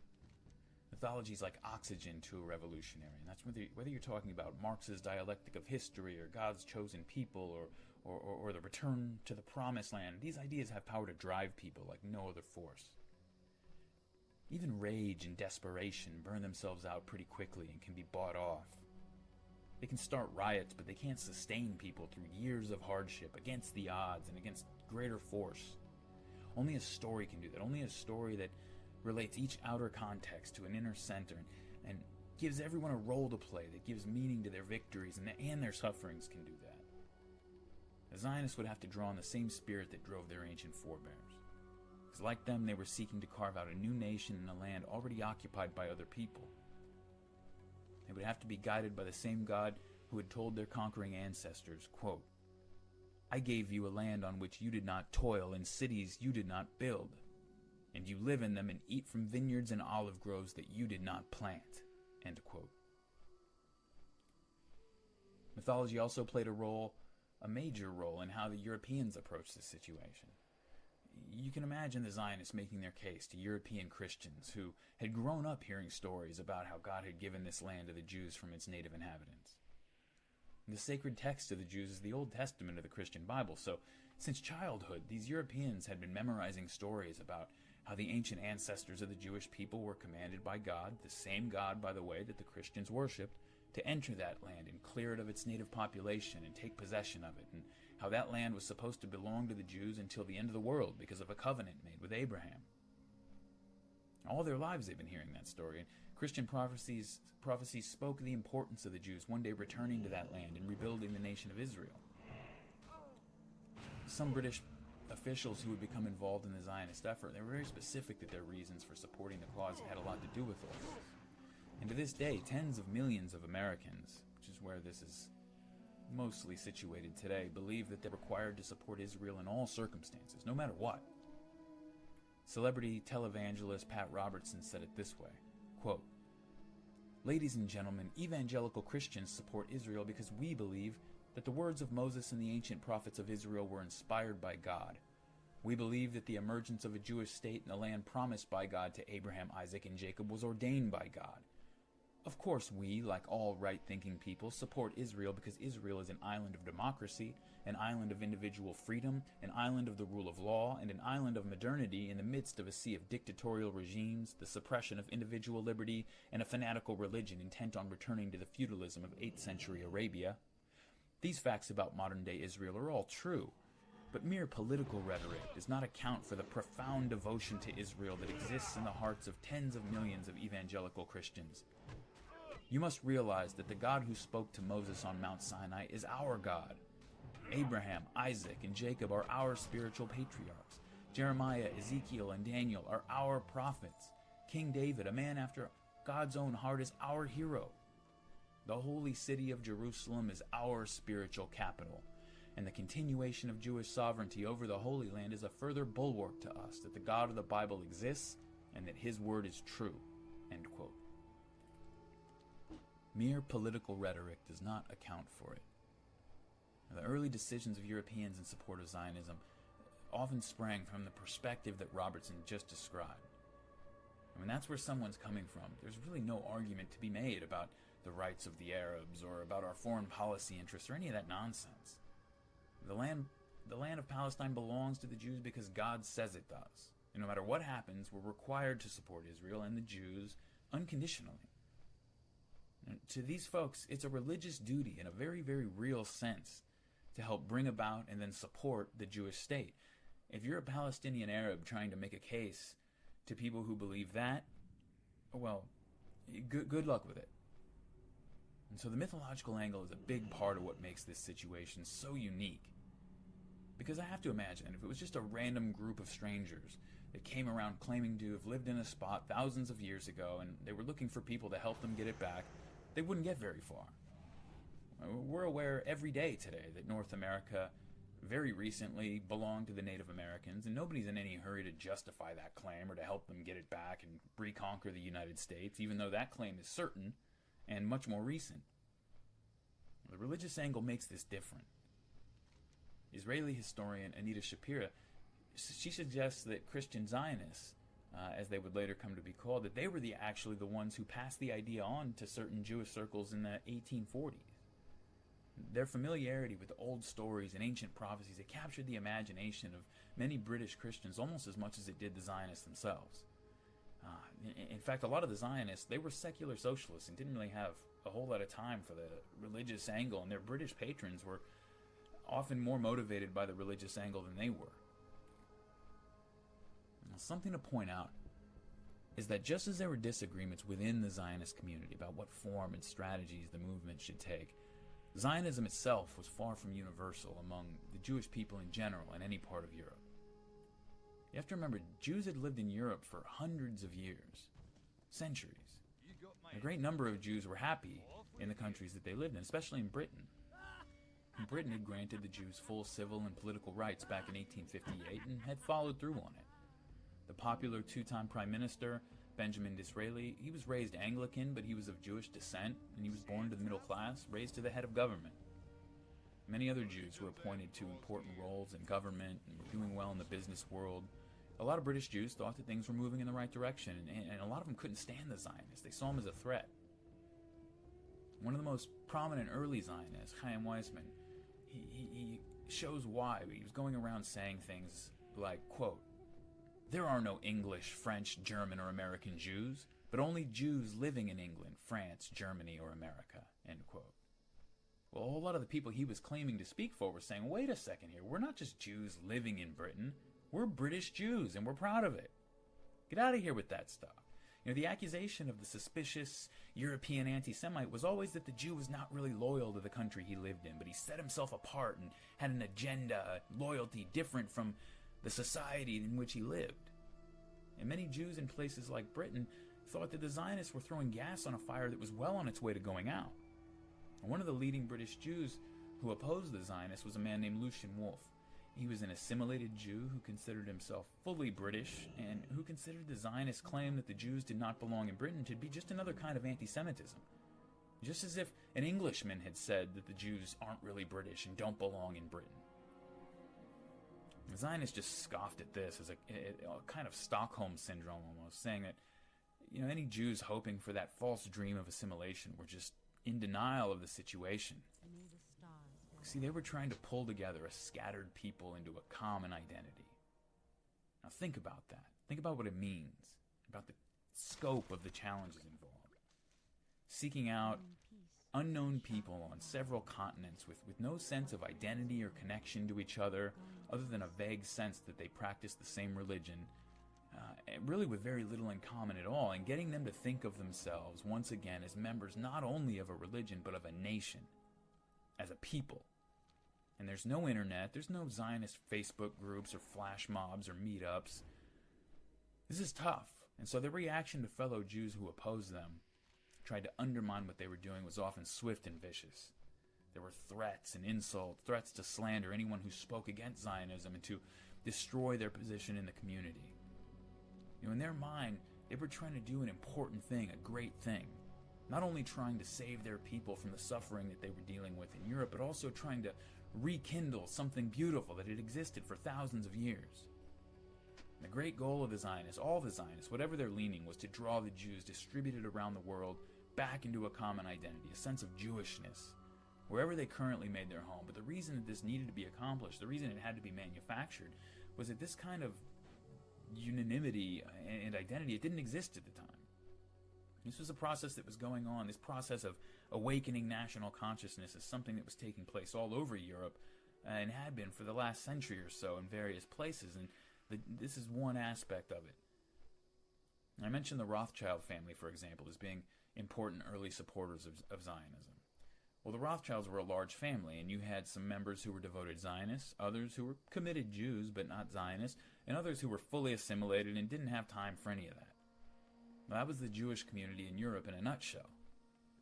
There's always a lot of discussion about what the Zionists accomplished in terms of raising money and building things and military operations, but to me the most important thing and the most impressive and fascinating thing, by far, that they were able to pull off was this creation and emergence of Jewish identity, the pulling together a nation, a people with a sense of common identity and purpose out of a scattered people who had become culturally and linguistically foreign to one another. It's an incredible achievement. I mean, you have to ask yourself, what's the difference between a people, a nation, and just a mass of individuals doing their own thing? History tends to be the history of peoples, and so by the time they make it into our books, they've already emerged and come together. Otherwise, we just simply don't take notice of them. So it's already been done by the time we find them in our history books. We don't get too many opportunities to see how that process of emergence takes place. Well, in Zionism, we get to see it take place at speed, right in front of our eyes, by people who kept detailed diaries of the process. The Zionist leadership was made up mostly of sophisticated European and British Jews, but to build up the land of Palestine, they were going to need to convince mostly urban, middle, and working class Jews to move to another continent to be farmers in a desert. Now, how does that sound to you? Whatever one thinks of the moral and political aspects of this story or how it turns out, I am always fascinated with how the people at these first Zionist meetings were talking about doing something that just seems so big and so crazy that you almost have to be crazy to even think about or consider it or talk about it. I mean, I've said this already, but just imagine sitting down with a group of your friends and saying, all right, guys, so here's what we're going to do. We're going to convince a bunch of people we don't know from all over the world to come with us to a place they've never been and start our own country. Now, we're not sure who these people are or how we're going to get them to come, but we start tomorrow. Break. You talk about ambition. It almost seems like a naive, sort of childish idealism, like kids getting together in a clubhouse and having meetings and making grand plans. Or maybe these are just the kinds of ideas that start to seem pretty damn reasonable, when your other option is to stay in Europe and Russia, where people are persecuting and attacking and murdering you more and more every year. Most of the early immigrants that made up the first push in the late 19th century, they eventually got tired of it and went back to Europe when nobody came to join them. But in the first dozen or so years of the 20th century, Jewish immigration to Palestine began to pick up. Its donations began to flow in, and the Zionists started to gain converts from across Europe and Russia. The Jewish National Fund had been established in 1901 at the Fifth Zionist Congress in order to purchase land in Ottoman Palestine for settlement and development by Jewish immigrants. Now, the fund was endowed. I love this part of the story, by the way. See, the fund wasn't just endowed by, the Rothschilds and the De Hirsch's of the world, the big financial dynasties across Europe, but it was also financed. It had huge support from small donors, individual families, and individual people. And for decades to come, it would be a common sight in Jewish homes all over the world to have this little blue tin box with a map of Israel drawn on it in white, and change would be dropped in it. Eventually it would fill up, and it would be sent off to the Jewish National Fund to be put to work in Palestine. There was even a children's song. And then I'm going to butcher the rhythm, but here are the lyrics. The blue box is hanging on the wall, the blue box. Each penny put inside redeems the land. Redeems the land. That's really the theme here. That's something that there really is an idealistic, romantic element underlying the entire thing at this stage of the game. You have people who are bringing together a community that it had never died, but it had been sleeping for 1,000 years, and trying to bring that back together and return to the home of their ancestral fathers, and reclaim it for their people, and not just that, but to revive the spirit of the Jewish nation. You know, this animated these people. It wasn't just about claiming territory and political power. You know, every one of these early meetings and every one of their writings, there's something of this idealism, and you can just feel it as it comes through. Now, but the Jewish National Fund began a new process which would really help determine the character of Zionism and the direction that Zionism would take in Palestine. You see, Theodore Herzl had dreamed of a cosmopolitan, polyglot Jewish state where maybe the primary language was German, and the Jews would be sort of an aristocracy of what was really a colonial state, letting the locals do most of the manual labor and so forth, and allowing the Jewish elite, freeing them up to focus on building income through trade and finance and industry and all the things that they sort of excelled at back in Europe. But some of the Zionists worried about this approach. And it was for two reasons. First, many of them leaned to the political left, even towards socialism or communism. They didn't like to think of themselves as the colonial masters, sort of exploiting a native population. But there was also something deeper, and their approach became known as labor Zionism, because it was based on the belief that the Jews could only reestablish the deep connection to the land of their fathers by getting on their knees and working it with their own hands, digging their fingernails into the dirt. Now, the earliest Zionists, they'd been happy to buy up land that had been inhabited by Arab farmers and just collect income by continuing to lease it to whoever lived there before, or at the very least, offering employment to the Arabs that they had displaced. But the labor Zionists, first they felt that this was exploitative, and they didn't want to be another South Africa with a racial elite kind of sitting at the upper crust top of society, using this vast underclass of laborers native to the place. They didn't want to do that. That was something that they associated with old Europe and the colonial imperialism and the cultures that they were trying to get away from. And anyway, the Jews, they needed to get down in the dirt themselves. That's what these labor Zionists believed. You know, to really establish that connection to the land of Palestine, Israel again. And so when land was purchased by the Jewish National Fund, it was determined that that land could only be lived on or worked on by Jews. Now, whatever their intentions with that were, it's not surprising that right at this time is when we start to see the first Palestinian Arabs start to take notice of what's going on. The Jews are still only a tiny fraction of the population, and it's just a few Arab intellectuals and political activists for the most part, you know, a couple angry farmers who have been pushed off their land. But this is when we start to first see the little signs of concern start to show up. As the fund began to accumulate land, the offer of resettlement became more and more appealing to some Jewish people for different reasons.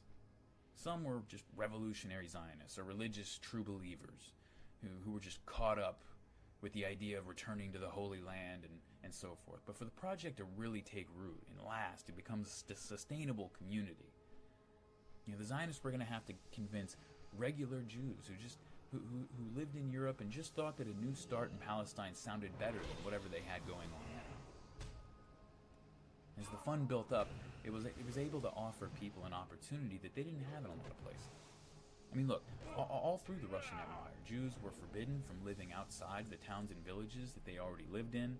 There were laws against them owning property. There was even a law forbidding them from conducting any kind of business at all on Sundays or the main Christian holidays. And now here you have the Zionists coming along and saying, look, come on down. We'll help pay your way. We'll give you a piece of land to work, a home. We'll set you up with tools. We even have people there already who are going to help teach you whatever it is that you need to get started. And whoever you are, it doesn't matter. We need farmers, builders, teachers, just laborers, security people. You name it, we need it. Come on down. And then you add all that new sense of opportunity and building a new life somewhere fresh. Add to that the sense of purpose and adventure and romanticism. And then you start to get more and more people deciding the Zionist offer doesn't sound too bad. And that's what we're starting to see. A project like this is something that, you know, it's definitely dependent on, I guess, what we would call today a network effect. And a network effect just means that becoming involved with a project becomes more interesting and more appealing the more people there are already involved in it. It sort of gains its value through that. And so, like Facebook's a good example, right? It could be the best piece of software in history, but if I'm the only person who uses it, it doesn't do me any good. And it's why competitors to Facebook, like Google Plus or whatever they are, they have such a tough time breaking its monopoly, because no matter how good your version might be, it could be 1,000 times better than Facebook. If all my friends are on Facebook, Google Plus is no good to me. And so if you're a Zionist trying to convince the first couple of immigrants to move to Palestine, that's a tough sell, right? But if you're able to tell people that you already have a community of people ready to receive them, who they're already making it work, they'll be there to provide help and services and company, it becomes easier and easier every day that passes. Projects dependent on a network effect are always hard to get off the ground, but once you start to get some momentum, they can just take off on their own. By the time we get up to around 1910 or so, a few communities have been established and things seem to be going pretty well, and there are some people who, they might have been skeptical at first, they're at least starting to perk their eyes up and take a look. And the ultimate goal of the Zionists is still a far-off, pie-in-the-sky dream, and I don't know how many people really took it seriously. There's still a lot of opposition in Jewish communities, especially in places like Britain. I mean, in 1913, out of about 300,000 Jews living in Britain, only about 8,000 were members of a Zionist organization. And even of that 8,000, you have to imagine that only some fraction of those were actively interested in participating and working toward it, right? But even still, it's starting to become apparent to Jews all over the world that these people are at least putting their money where their mouth is. It's sort of at that stage where someone tells you, I don't know, he tells you he's going to swim from the United States to Japan. And you don't think too much of it, just kind of wave him off. But then one day he shows up at the beach in Santa Monica with a snorkel and a pair of flippers and he jumps into the surf. It's still a crazy idea, and he'll probably get eaten by a shark or rescued by the Coast Guard before he makes it out of sight, but at least the guy's not playing games. And so maybe you decide to stick around and watch and see what happens. Well, the Jewish diaspora is starting to watch to see what happens. In Palestine, the Ottoman Turks are still in control, and Jewish immigration, it's not really raising too many alarm bells at this point. There are very few reports of any real problems between the locals and the new arrivals. Partially, this is because the numbers are still relatively small, and because Zionist immigrants are mostly keeping to themselves, reducing any friction with the local population. You got to remember, even the political Zionists, even the more extreme political Zionists, who had plans to eventually dominate the region politically and set up an exclusively ethnic Jewish state, they knew that it was important to keep a low profile for the time being. They had acquiesced that point to the practical Zionists. But then you get the sense that there's another reason that we don't see too much friction early on. And this is something that I could be exaggerating. I could be totally wrong about it. This is just something that I've picked up. Over time, I've tried to do research to really specifically confirm or deny it, and I just really haven't been able to find any books or articles that say a lot directly about it. It's just a general sense that I get from the various anecdotes and accounts of the time. And it's that the local Palestinians, and we're talking up to, say, before the First World War, they're just not very political at this stage. When you look at the age of ideology and nationalism and the revolutions in Europe and the Americas and even the Protestant Reformation, all these things came about after the printing press was invented, and you start to see pamphlets and letters being passed about, spreading ideas like viruses. Well, in his book, Reading Palestine, Tel Aviv professor Ami Ayalan, I'm so sorry, Professor, for butchering your name. He quotes a source from 1912, estimating that the Arab literacy rate was only 2% in Palestine. Now, even if it's underestimated by several times, maybe we're talking about 5 or 6% literacy.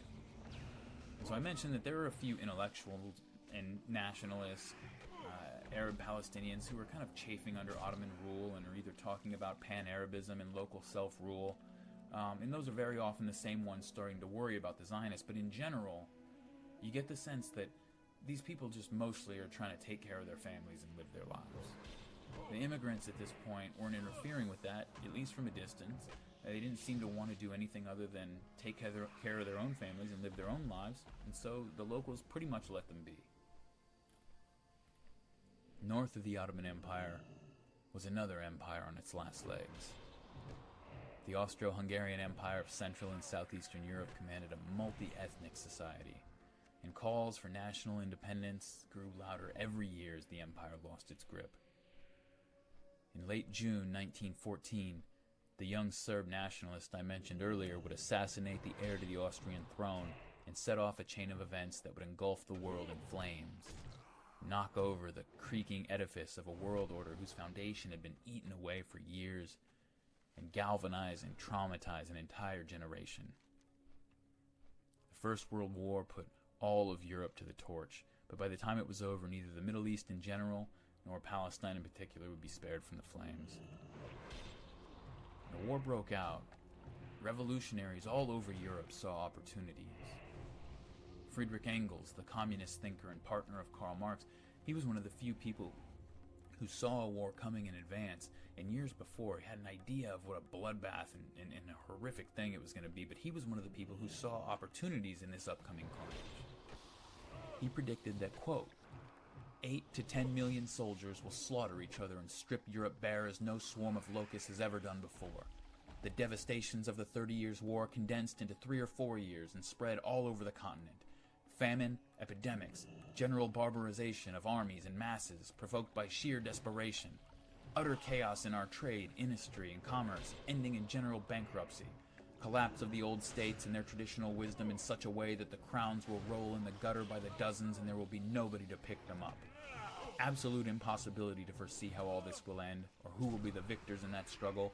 Only one result was absolutely certain: general exhaustion and the creation of circumstances for the final victory of the working class.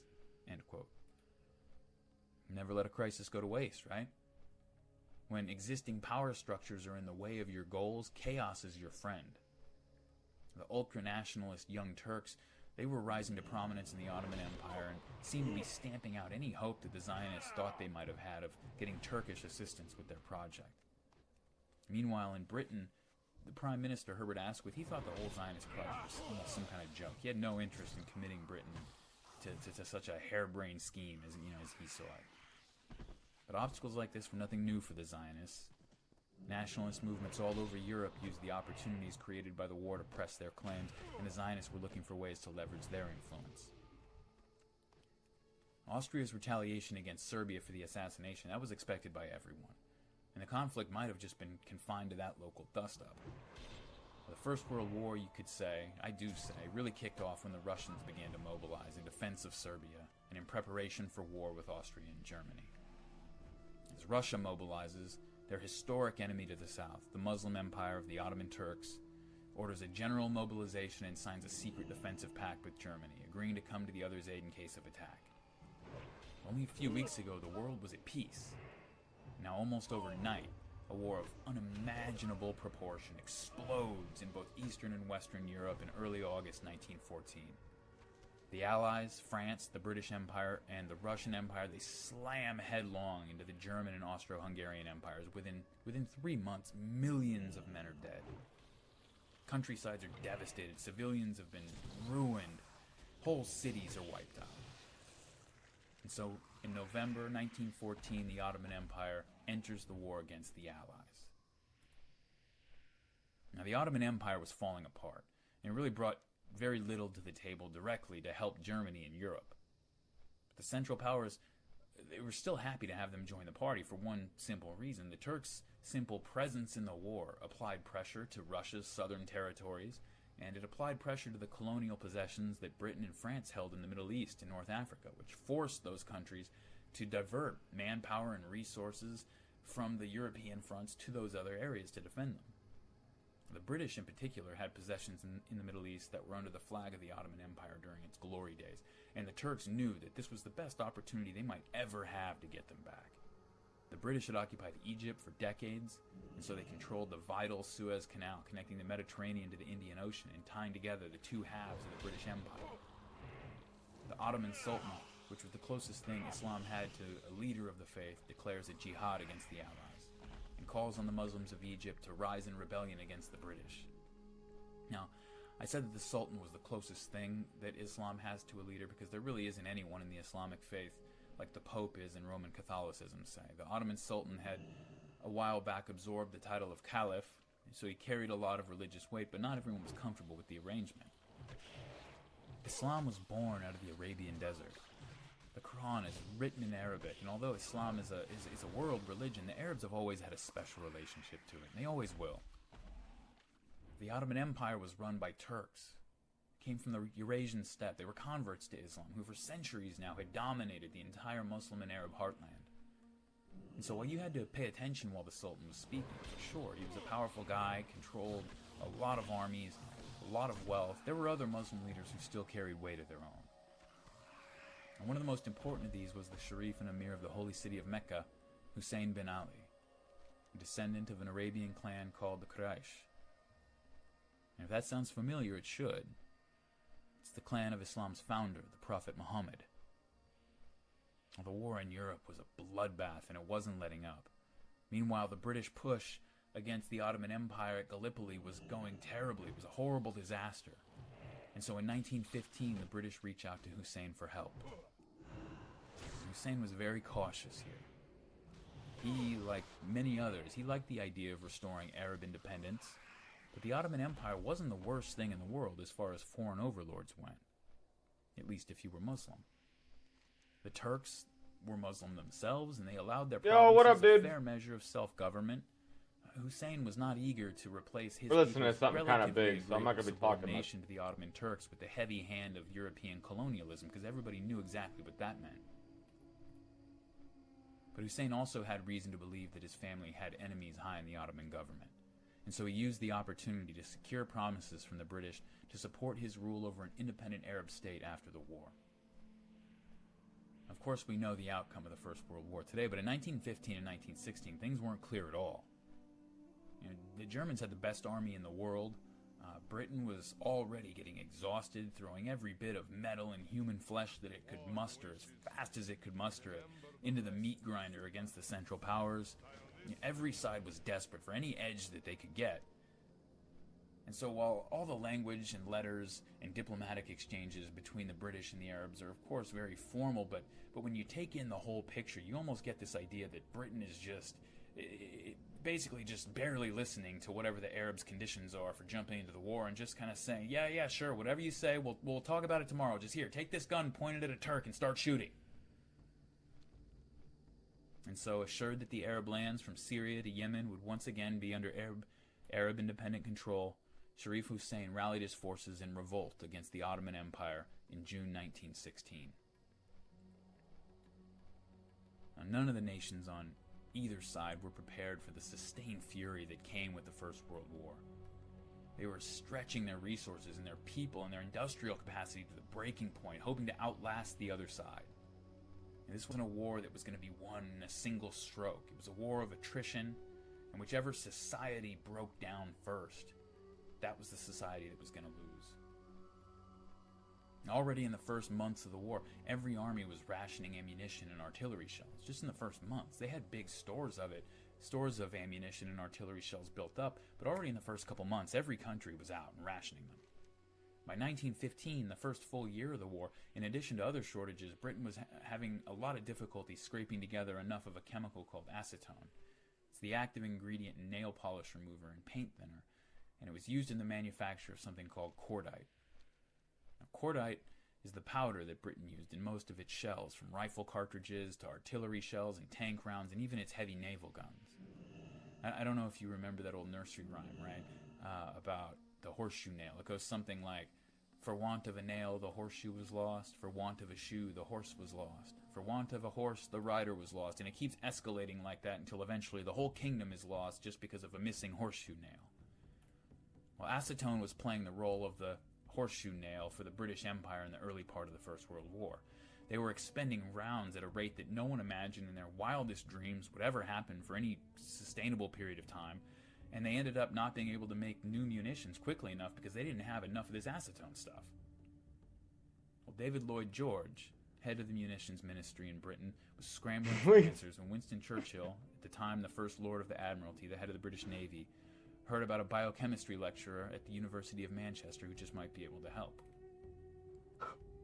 We've mentioned his name before. It was Chaim Weizmann. He was born in Belarus in 1874 and been educated in Europe before accepting a position at the University of Manchester and becoming a British subject. He was 22 years old when Theodor Herzl released his call to the Jewish people, and he quickly became one of the leaders of Zionism in Britain. While lecturing in Manchester, he had developed a method of deriving acetone through a process of bacterial fermentation, a new process. And when the British government came calling and asking about his synthetic process, he modified it for mass production, and by 1916, Britain's munitions problem was solved. Wiseman was put in charge of the British Admiralty's labs, and suddenly, an important Zionist leader found himself in regular conversations with prime ministers and cabinet members and generals. Wiseman was the best representative of this first generation of Zionists in many ways. Despite the statement we quoted earlier where he said there were no British Jews, only Jews living in Britain, Wiseman, he lived in other parts of Europe, and he very much appreciated his adopted home. And yet his devotion to his Jewish identity and to Jewish nationalism, that was what drove him single-mindedly and what drew others to him. The editor of the Manchester Guardian, with whom Wiseman would eventually become close friends, he spoke of Wiseman's, quote, perfectly clear conception of Jewish nationalism, an intense and burning sense of the Jew as Jew, just as strong, perhaps more so, as that of the German as German, or the Englishman as Englishman, and secondarily arising out of that, and necessary for its satisfaction and development, his demand for a country, a homeland, which for him, and for anyone sharing his view of the Jewish nationality, can be no other than the ancient home of his race. End quote. Like many Western European and British Zionists, he was a sophisticated, not very religious, high society type. He was more suited to meeting with diplomats and fundraisers than he was to sweating with a shovel in Palestine. He led a faction which sometimes opposed both the practical and the political Zionists, and yet synthesized the two views. In fact, it's usually called synthetic Zionism. See, the way he saw it, the political Zionists focused on lobbying some powerful nation to just give the Jews a homeland, and then to rely on that power to force the decree on an unwilling Arab population. That wasn't good enough. The Jews couldn't afford to wait around for Britain or someone else to give them what they wanted. Even if they got it, the decree would just be a piece of paper, not a real nation. The way to create a lasting state was not by mandate and then military enforcement, but by building roads and planting crops and establishing markets and schools and universities. In this way, Wiseman hoped, perhaps even the indigenous population would eventually see the benefits and welcome the newcomers as neighbors, or at least accept it. The way he put it to a Zionist Congress was, quote, a state cannot be created by decree, but by the forces of a people and in the course of generations. Even if all the governments of the world gave us a country, it would only be a gift of words. But if the Jewish people will go build Palestine, the Jewish state will become a reality, a fact, end quote. Now this makes him sound like a straight-up practical Zionist, but he saw the importance of working both sides, on the ground and through diplomacy. A declaration is meaningless, sure, without the organic reality on the ground, but Wiseman also knew how important it was to have recognition in the international community. Around the world, we have stateless groups like the Kurds who have thriving communities, but they'll be the first to tell you how important it is to have a recognized place in the international community. I mean, think about it. In 1991, Saddam Hussein invades Kuwait, another Arab state. Half the world shows up to drive him out. After that war ends, his forces go to the north and begin slaughtering Kurdish people who had risen up against his regime, but no international coalition shows up to stop him. Why not? Why did half the world show up to push him out of a fellow Arab territory, but no one shows up when he kills maybe 250,000 Kurds? Well, the thinking goes that, that's an internal problem. That's an Iraqi problem. The Kurds weren't recognized as a nation-state separate from Iraq, and the Iraqi government, like any government, has the right to put down anyone within its territory it decides they're acting like rebels. It's just lines on a map, but agreements by other nations that those lines mean something, that makes a lot of difference sometimes. But then, on the other hand, you still have to this day descendants of the old royal families of Europe carrying paper titles like Maria Vladimirovna of the Romanov family, who she lives in Spain and still calls herself Her Imperial Highness the Grand Duchess of Russia. Does anybody care? In other words, you can have whatever long list of titles and rights and decrees and agreements and paperwork you want, but if nobody cares, then you really don't have anything. Wiseman understood this, and he threw all his weight into exploiting his new relationships and influence over British officials in favor of a Jewish homeland. In 1917, the war has been going on for 3 years, and the stress and the exhaustion of war are taking their toll. Some of the country's knees are starting to buckle. After another disastrous spring offensive on the Western Front, the French army had had enough. They'd had it. Over half their divisions had incidents of, quote, collective indiscipline, is what they called it, which covered anything from drunkenness and refusal of orders to just outright mutiny and rebellion. by the time the French leadership finally got things under control, they kept things together enough to stay in the war, but it was clear that the French army was finished going over the top on the offensive for the foreseeable future. Meanwhile, in Russia, the situation was completely going bananas. The country was in the midst of a communist revolution and could leave the war at any moment. The Allies are barely holding it together, with the Germans forced to fight on two major fronts. What would they do if the Russians fell out and the Germans only had to fight on one front? Either way, in a war where the whole thing is one big pressure cooker, and the only way to win is to keep the pressure on the other side so that the enemy cracks before you do, the British were now in a situation where their allies, the French and the Russians, aren't in much of a condition to put pressure on anyone. The United States had joined the side on the Allies, but they were unprepared for the war. They couldn't contribute more than a token force right away. David Lloyd George, by this point, the munitions minister, whom Chaim Weizmann had befriended before, had become the prime minister in 1916. And he, like a lot of other British and French officials, thought that attacking the deep defensive fortifications the Germans had built on the Western Front was just madness. I mean, it just seemed impenetrable. You're talking about miles and miles and miles of defensive fortifications that had been built up for years. And even with the Germans divided on two fronts, it just seemed crazy. And so Lloyd George, and those who agreed with him, they believed that the best chance of breaking through the German interior was in the east, through Russia. But for that to even matter, Russia had to stay in the war. The British had spent their treasury. They were borrowing massive sums of money from the United States to keep the rest of the Allies afloat. The British are strained to the breaking point in a war where if you lost, then it meant that you had sacrificed millions of lives and a huge amount of your wealth for nothing. They were desperate. They were grasping at straws to gain any advantage they could. They had already promised to help liberate the Arabs from the clutches of the Ottoman Empire if the Arabs would rise up in rebellion, which they did. This was a risky bet for the Arabs. If the British changed their minds and hung them out to dry, the Turks would be coming back on the Arabs and looking for revenge. Well, the British continued to support the Arab revolt, but behind the scenes they were keeping their options open. Many French and British officials just wanted to get the Ottomans out of the war, whatever it took. Germany was the real enemy. The Middle East was just a sideshow. British forces had occupied Baghdad by this point, and they'd soon be on the march in the Levant, and to a lot of strategists it just seemed prudent to make a separate peace with the Turks so that the British forces in the Middle East could be brought up to support the Western Front against the Germans. There were factions within the Ottoman Empire, within the government of the Ottoman Empire, who were seeking peace as well. When the Americans joined the war against Germany, Turkey broke off relations with the United States, but it didn't declare war. President Wilson in particular, he wanted to get Turkey out of the war with a separate peace, and meetings were being held between Turkish and British diplomats to discuss the terms. The Arab rebels were still fighting alongside the British with no knowledge that the British were considering cutting a deal with the Ottoman Empire. But it wasn't long before the Zionists got wind of it, and Chaim Weizmann sprang into action. He had bet all his chips on a total British victory in the Middle East. Throughout the rest of Europe, many Zionists were skeptical of working with Britain, whom they mistrusted for being allies with Russia and whom they suspected would only be interested in colonizing Palestine themselves. Now, Weizmann had dissociated himself from the Continental Zionists, cutting off all contact with them in order to boost his credibility among the British elite, but he was really putting all his eggs in one basket by doing that.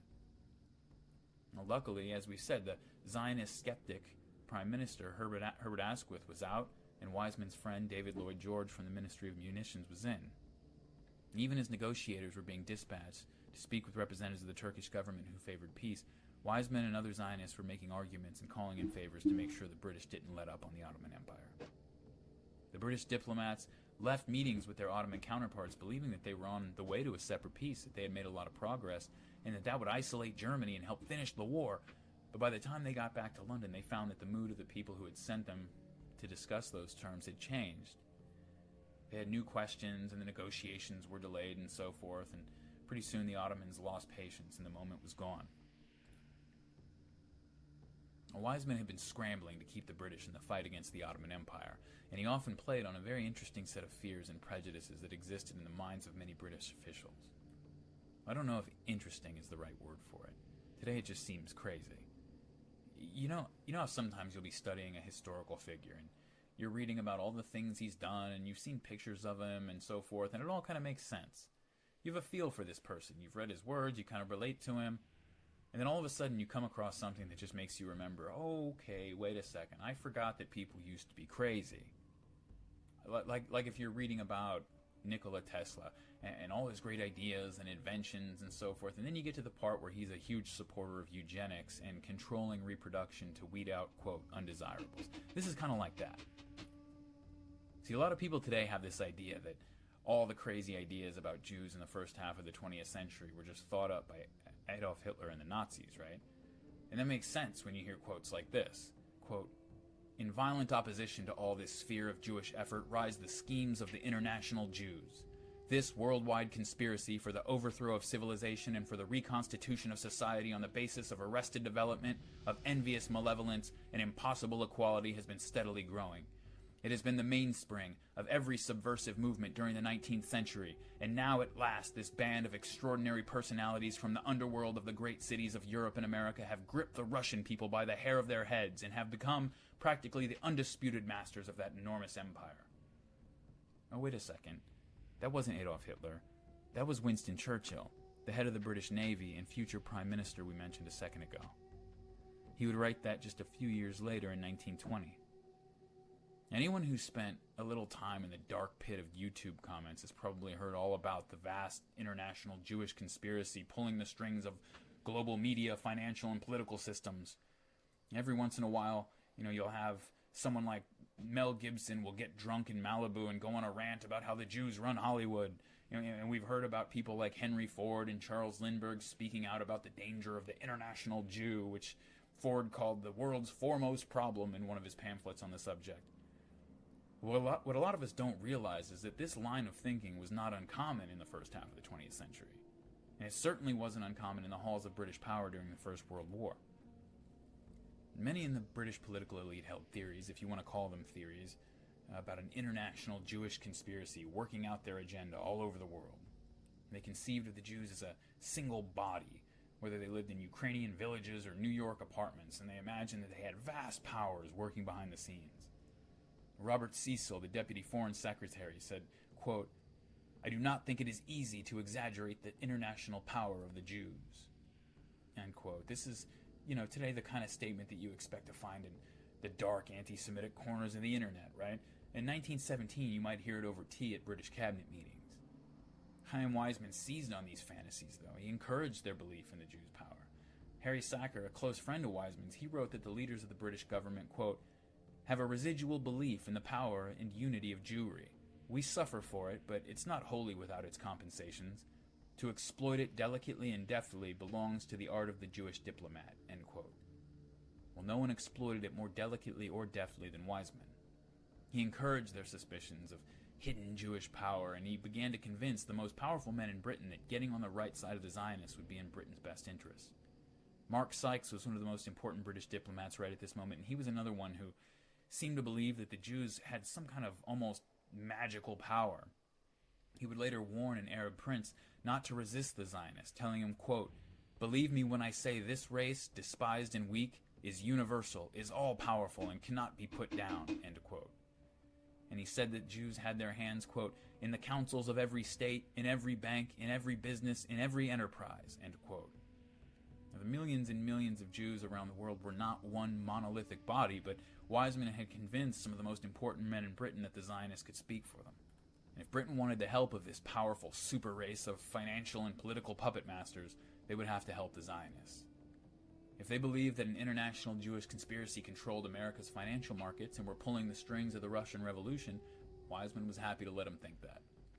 The idea was, look, you want to get the United States more involved in the war more quickly? You want to keep Russia from bowing out? Awful lot of rich and powerful Jews in those two countries. I might be able to make a few phone calls, see what I can do for you. Now, the truth of this was, of course, questionable at best.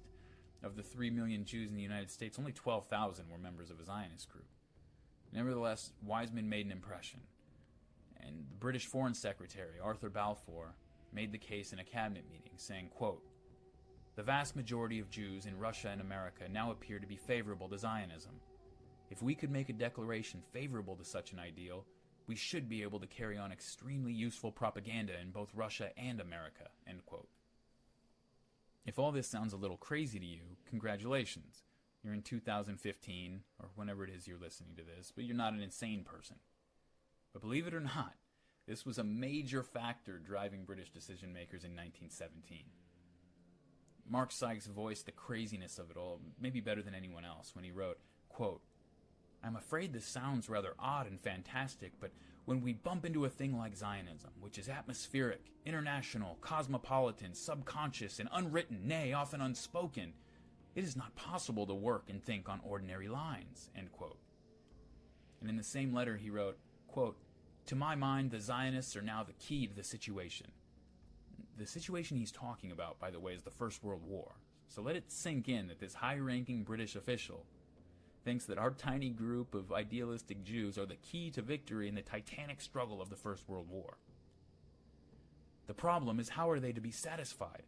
With great Jewry against us, there is no possible chance of getting the thing through. And again, he means there's no chance of winning the war with great Jewry against us. It means optimism in Berlin, dumps in London, unease in Paris, resistance to the last ditch in Constantinople, dissension in Cairo, Arabs all squabbling amongst themselves. As Shakespeare says, "Untune that string and mark what discord follows." End quote. It's hard to get your mind around it, but there it is. At this crucial moment, Wiseman decided the time was right to make his play.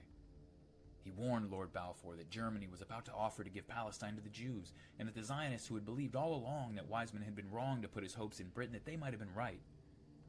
He told them that Jewish people around the world were increasingly beginning to question, quote, whether they were to realize their aims through Turkey and Germany or through Great Britain, end quote.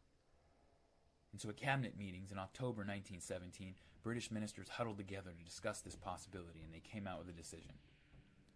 Afraid that the power of the international Jews would swing over to support Germany, they decided to seize the initiative and make a public declaration of support for the Zionist project. And so instructions were given to Wiseman to have his colleagues draft the wording of the declaration for issue by the British government. A short letter from the British Foreign Secretary to the British Zionist Baron Rothschild that's come down to us as the Balfour Declaration. This one-page document is a scrap of paper that gave birth to a nation if you're a Zionist, or else it's theft, betrayal, and injustice if you're an Arab, especially a Palestinian. Either way, it was the document that would lock Britain into enforcing a contradictory policy and begin a cycle of violence and chaos and terror that's still spinning as I speak to you now. Now look, it's true, the British were desperate, okay? Fighting for their lives in the greatest war in human history. And it's also true that there was probably more than a little imperial hubris at play. When you're the British Empire in 1917, you're become accustomed to doing pretty much what you want to do. And the decision to support the Zionists was also sold as a strategic move to help protect the Suez Canal from the north. But while this helped the cause, it was sort of a by the way, icing on the cake to dress it up for British officials who needed a realpolitik justification. The British would have had a steadfast ally in the Arabs after supporting their bid for independence, so defense of the Suez probably wasn't a primary factor. So why would they do this? Why would the British help build a hornet's nest and then stick their own faces in it? Well, there were a few hardcore Zionist supporters in the British government. Christian Zionists, guys like Lloyd George and Balfour, who had supported the Zionists for a long time and were committed to the project ideologically. Churchill was another one. But the Zionists also knew that most British officials, they only thought they were supporting Jewish immigration and settlement in Palestine, and they would never commit themselves to what it would take to create and support a Jewish state. Wiseman said as much when he told his friends who were writing the Balfour Declaration to practice, quote, safe statesmanship, by not mentioning publicly that their final ideal was a Jewish state. His friend, Harry Sacker, wasn't as cautious, and he wrote a draft that would have asked the British government to support, quote, the reconstitution of Palestine as a Jewish state and as the national home of the Jewish people, end quote. Well, Wiseman was out of the country attempting to undermine efforts toward peace between Turkey and the United States at the time, but fortunately others were there to rein in Sacker and word the declaration in less threatening terms. In the end, they settled on a statement declaring that the British would support the establishment in Palestine of a national home for the Jewish people, to the extent that such efforts would not infringe in any way upon the rights of the local population. The full wording of the money line was this, quote, His Majesty's government views with favor the establishment in Palestine of a national home for the Jewish people, and will use their best endeavors to facilitate the achievement of this object, it being clearly understood that nothing shall be done which may prejudice the civil and religious rights of existing non-Jewish communities in Palestine or the rights and political status enjoyed by Jews in any other country." End quote. Well, it turned out that Weizmann and many other Zionists thought the message was too cautious. Weizmann himself objected to the inclusion of language about protecting the rights of existing non-Jewish communities. In reality, though, whether I'm right or not about British intentions and how much they understood and knew, trust me, I've been beaten over the head for my opinion on this. While the nuances between a home and a state would become very important later on, they escaped most people at the time. British newspapers ran headlines like "A State for the Jews" and "Palestine for the Jews." Eager to use the propaganda advantage Lord Balfour spoke of a moment ago, the British began dropping leaflets intended for German Jews which read, quote, "The Allies are giving the land of Israel to the people of Israel," end quote. Well, as you can imagine, the Ottoman Empire made sure the leaders of the Arab Revolt got their hands on the Balfour Declaration as soon as possible. And as you can imagine, Hussein bin Ali had some questions. At the exact same time that the Balfour Declaration was being drafted and published, Arab soldiers were engaged against the Ottomans liberating Sinai and Palestine. And they were more than a little concerned about the possibility that they had just been dying on the battlefield to conquer Palestine for a group of Jews who still lived in Europe. The British dispatched messengers to reassure the Arabs that nothing had changed with regard to our previous agreement, everything's fine, nothing to worry about. But before they even had time to process the implications of the Balfour Declaration, the Arabs got hit with another surprise. A month after the declaration was published, the revolutionary government in Russia released a document which outlined a secret agreement between Britain, France, and the former Russian government to divide up the Middle East after the war was over. The Sykes-Picot Agreement, negotiated by Sir Mark Sykes, whom we heard from a moment ago, and French diplomat François-Georges Picot, they carved up the Ottoman Empire like a turkey. That'll be my last attempt at humor, I promise. It was negotiated in 1916, around the same time that the British were making promises to the Arabs to get them to fight against the Turks. The idea was to leave a local Arab ruler in charge, nominally, but to ensure that he was merely a puppet. In correspondences leading up to the Arab Revolt, Henry McMahon, the British High Commissioner in Egypt, had promised Hussein that the British would support, quote, "the independence of the Arabs in all the regions within the limits demanded by Hussein, the Sharif of Mecca," end quote. Well, the Arabs didn't think there was much ambiguity in that statement at all, but McMahon believed that he had left the specifics with enough ambiguity, quote, "to tempt the Arab people in the right path without binding our hands," end quote. See, the British had promised France territories that included the majority of the Levant, including Lebanon and what we could call either southern Syria or northern Palestine. In the chaos of war, it turned out that the British were willing to promise just about anything to just about anybody to hold the anti-German alliance together. So far, they had promised Palestine to the Arabs in return for their support against the Turks. They had promised it to the Zionists in return for the support of the great and powerful forces of the international Jew. And they had promised northern Palestine to the French while committing the rest to an international administration. And finally, they had engaged in negotiations with the Ottoman Turks to explore the possibility of leaving the whole area back to them in exchange for a separate peace. Now, the question is who the British were lying to. Most people today tend to assume that the Sykes-Picot Agreement made with the French showed Britain's only real intentions, while everything else was just a deception. The truth is that the British were lying to everybody, including the French. A British politician wrote, quote, "French intentions in Syria are surely incompatible with the war aims of the Allies as defined to the Russian government. If the self-determination of nationalities is to be the principle, the interference of France in the selection of advisors by the Arab government and the suggestion by France of the emirs to be selected by the Arabs in Mosul, Aleppo, and Damascus would seem utterly incompatible with our ideas of liberating the Arab nation and of establishing a free and independent Arab state. The British government, in authorizing the letters dispatched to King Hussein, Sharif of Mecca, before the outbreak of the revolt by Sir Henry McMahon, would seem to raise a doubt as to whether our pledges to King Hussein as head of the Arab nation are consistent with French intentions to make not only Syria but Upper Mesopotamia another Tunis. If our support of King Hussein and the other Arabian leaders of less distinguished origin and prestige means anything, it means that we're prepared to recognize the full sovereign independence of the Arabs of Arabia and Syria. It would seem time to acquaint the French government with our detailed pledges to King Hussein." End quote. So the British were making promises to the French without telling them about the promises they had made to the Arabs. Meanwhile, you've got the Arabs fighting against the Turks in exchange for the promise of independence, and then you've got Wiseman and others in Europe using Zionist money and influence to make sure they get what they want when the smoke clears. And what they want is a piece of the property the British had just promised to the people living in it. And on one hand, look, it's hard to blame the British. When you're fighting a world war, you say whatever you have to in order to win. I get it. You can explain and apologize later, but right now you do what you have to do to win a world war. But at the same time, you've got to remember that the war is going to end someday, and you're going to have to answer these questions. Well, the war isn't over as we roll into 1918, not yet, and the British aren't ready to come clean.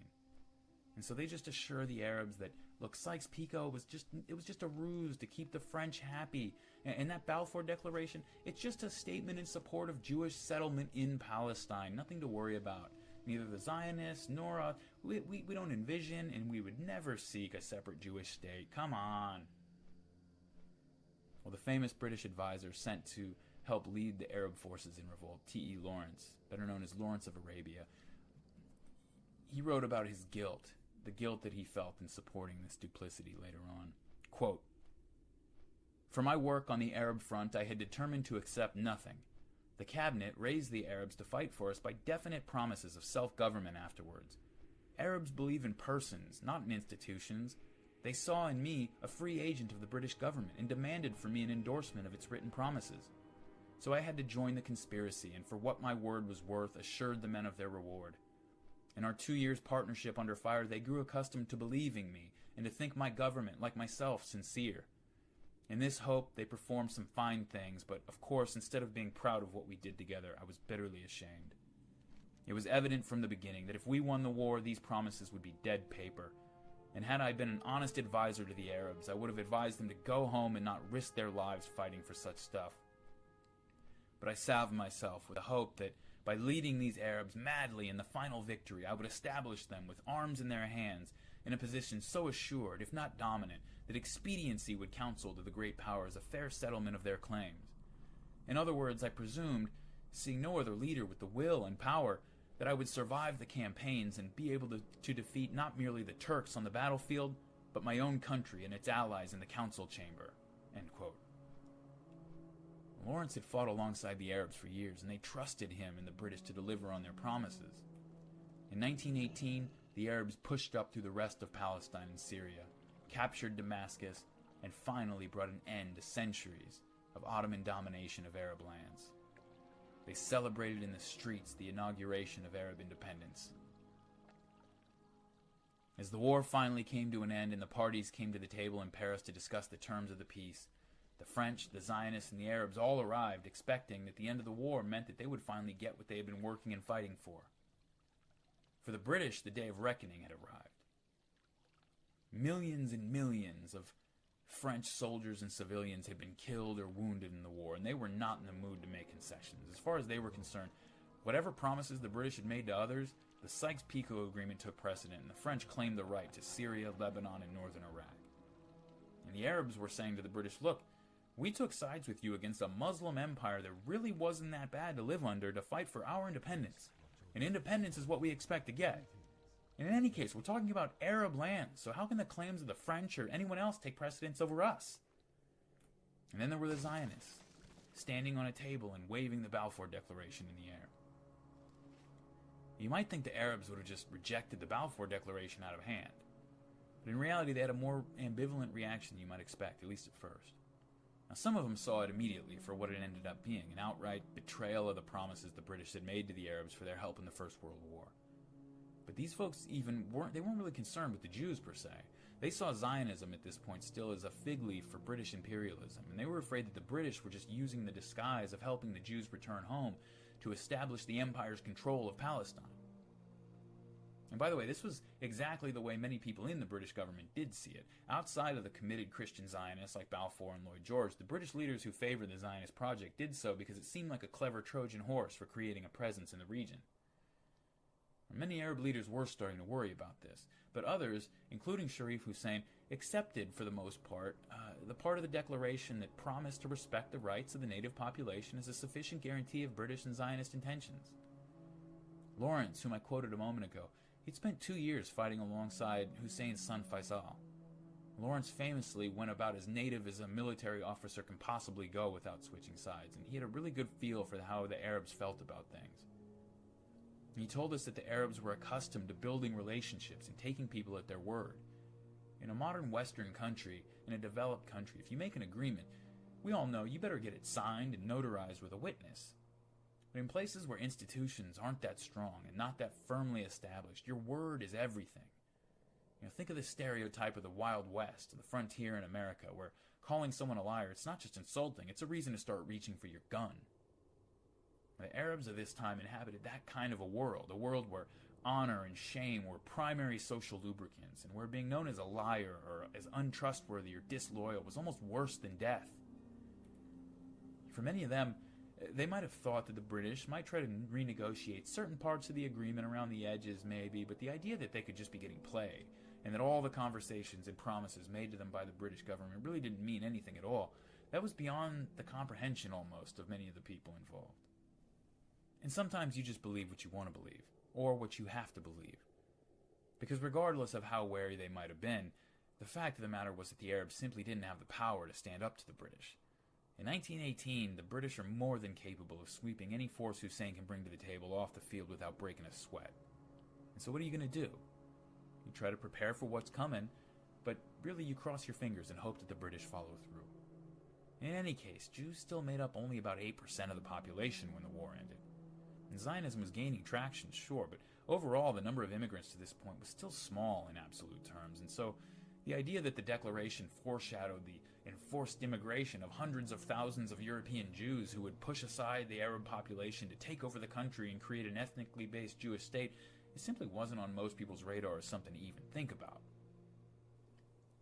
After the armistice, Chaim Weizmann met and had a series of correspondences with the man who emerged as the leader of the Arabs in Greater Syria. This man was Amir Faisal I, leader of the Arab armies and son of Hussein bin Ali. At the urging of the British government, Weizmann traveled to meet Faisal to assure him that the Zionists had no political intentions in Palestine. After a long and uncomfortable journey through bad seas and desert heat and broken-down vehicles, Weizmann writes about his arrival. A century later, you still can't help but be moved by his words. Because you see, for centuries, Jews had been reciting psalms, swearing never to forget Jerusalem in their exile.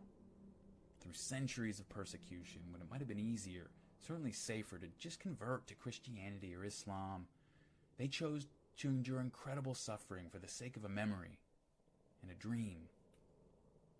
And who were they kidding? Countless cultures and peoples existed at some point in the past. They had their day of glory. They made their offering to the world, and then they were absorbed and passed on to the human stream. The Jewish people had been taken into exile by the Babylonians in 586 BC, but they didn't pass on. The experience only strengthened them, deepened their commitment to their homeland and their identity. The exile literature is among the most profound and beautiful achievements we, and by we I mean the human race as a whole, have managed to produce. After the Babylonians were defeated by the Achaemenid Persians, the Jews rejoiced at the opportunity to return, but they found their land in ruins, their sacred city and temple burned to the ground. But the spirit of the people and their joy at their cries having been heard, it gave them the energy to rebuild Jerusalem and construct a second glorious temple on the same hill in precisely the same spot as the one that had been destroyed. In the following centuries, Jewish society was animated by a zeal that's hard to overstate. That zeal eventually led them to resist the power of the Roman Empire, which is about the worst idea imaginable at the time they did it. While the Romans were stern masters, they usually tended to give their provinces quite a bit of leeway to do their thing as long as they bent the knee and followed some ground rules. But these Jewish zealots, they weren't in the mood to kneel to anyone.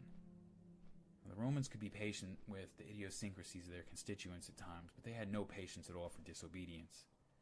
And built into the Roman political consciousness was an aversion to half measures and the idea that when you end a problem, you end it for good. In 70 AD, they tore Jerusalem apart. They pulled down every stone of the Second Temple and killed or enslaved over half the population. The devastation of the Jewish community was so total that an Ottoman census 15 centuries later found that Jews made up less than 2% of the population of Palestine. It was over. The survivors scattered to the winds, finding shelter wherever they could, usually meeting only suspicion and hostility. And the time between the Babylonian captivity and the return to their home was about 70 years. It's conceivable that a few of the old folks had vague childhood memories of their home, and the ones who had returned, they probably remember hearing first-hand accounts of it from their parents their whole lives. But when Wiseman arrived in Palestine to meet Amir Faisal after the First World War, the Jews had been in exile for almost 2,000 years. Their wanderings had taken them to the corners of the world, and the various groups of Jews had become culturally distinct from one another. The sense of Jewish consciousness as not just a religion, but a people was almost completely lost. But while they struggled to survive and the memory of their home faded into history, and then faded beyond that into the mists of ancient mythology, the Jewish people refused to forget. Wiseman was a secular man, but his heart was full when he arrived in Palestine on that moonlit night. He wrote, quote, "I may have been a little lightheaded from the sudden change in climate, but as I stood there I suddenly had the feeling that 3,000 years had vanished, had become as nothing. Here I was, on the identical ground, on the identical errand of my ancestors in the dawn of my people's history when they came to negotiate with the ruler of the country for a right-of-way that they might return to their home." End quote. I can't imagine the feeling. I can't. I just have no frame of reference, no context for something like that. And I'll be honest, I don't know if anybody but Chaim Wiseman in that moment has ever known that same feeling. Most of us wake up each day and we're lucky if the things we're doing place us in a larger context that extends beyond deciding what we're going to have for dinner that night. Wiseman felt in the marrow of his bones what it was like to inhabit an historical moment with 3,000 years of context. Wiseman must have thought of all the generations and generations of homeless Jews making their way from place to place. He must have thought of the destruction of Jerusalem, of the religious persecution, of all the hopeless years when a return seemed like any other story told by a broken and ridiculous people clinging to their defunct identity for no good reason at all. He must have thought of all those Jews born into a world which already hated them and murdered for their refusal to give up who they were, for their refusal to give up hope. For centuries, Jews have ended their Passover Seder meal with a prayer and a hope, saying, "Next year in Jerusalem." Well, after 2,000 years, next year had finally arrived. The Babylonian Empire was buried. The mighty Roman Empire was an amusement park in Italy. The medieval kingdoms who had chased the Jews all over Europe were footnotes in a history book. All of them forgotten. In June 1918, Chaim Wiseman entered Palestine as an envoy of his people. And his people had not forgotten. Last night I dreamed. It is intense. I was looking up the other section. I wasn't sure if I was going to want to watch it or not. Because, Jesus. Like, it's a hard thing to swallow when you're sitting there listening to the dynamics of the whole circumstance. Like, it's tough.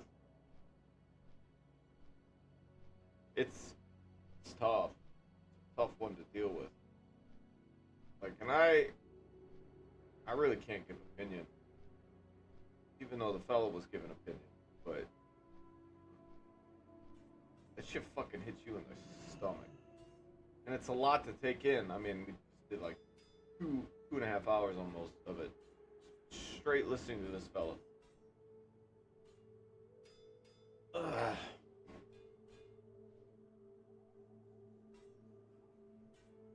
It's just like a horrible, horrible thing. A fucking horrible, horrible, horrible thing. Like, just simply because of a belief.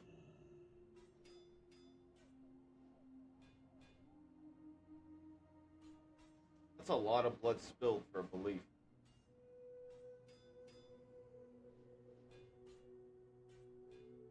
Like,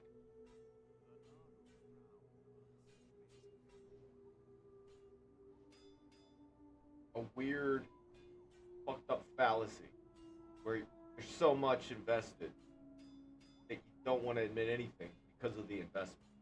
You have to see it through, because then what's the fucking point? Problem is that that right there will never fix anything. It'll just continue to be an investment. And I know that seems fucked up saying that the lives of people are investments, but I can't help but feel like that's what a lot of people see. Not a lot, but certain individuals see most people, even their own.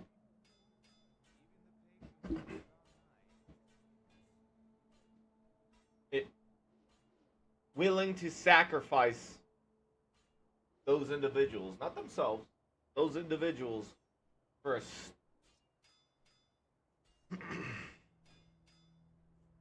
for an ideology. It's rough. It's a rough thing to soak up, man. Soak up that much,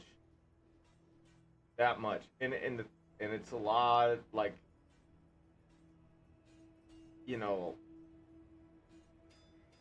So sometimes it's better to start fresh entirely, like to drop the history and to move on.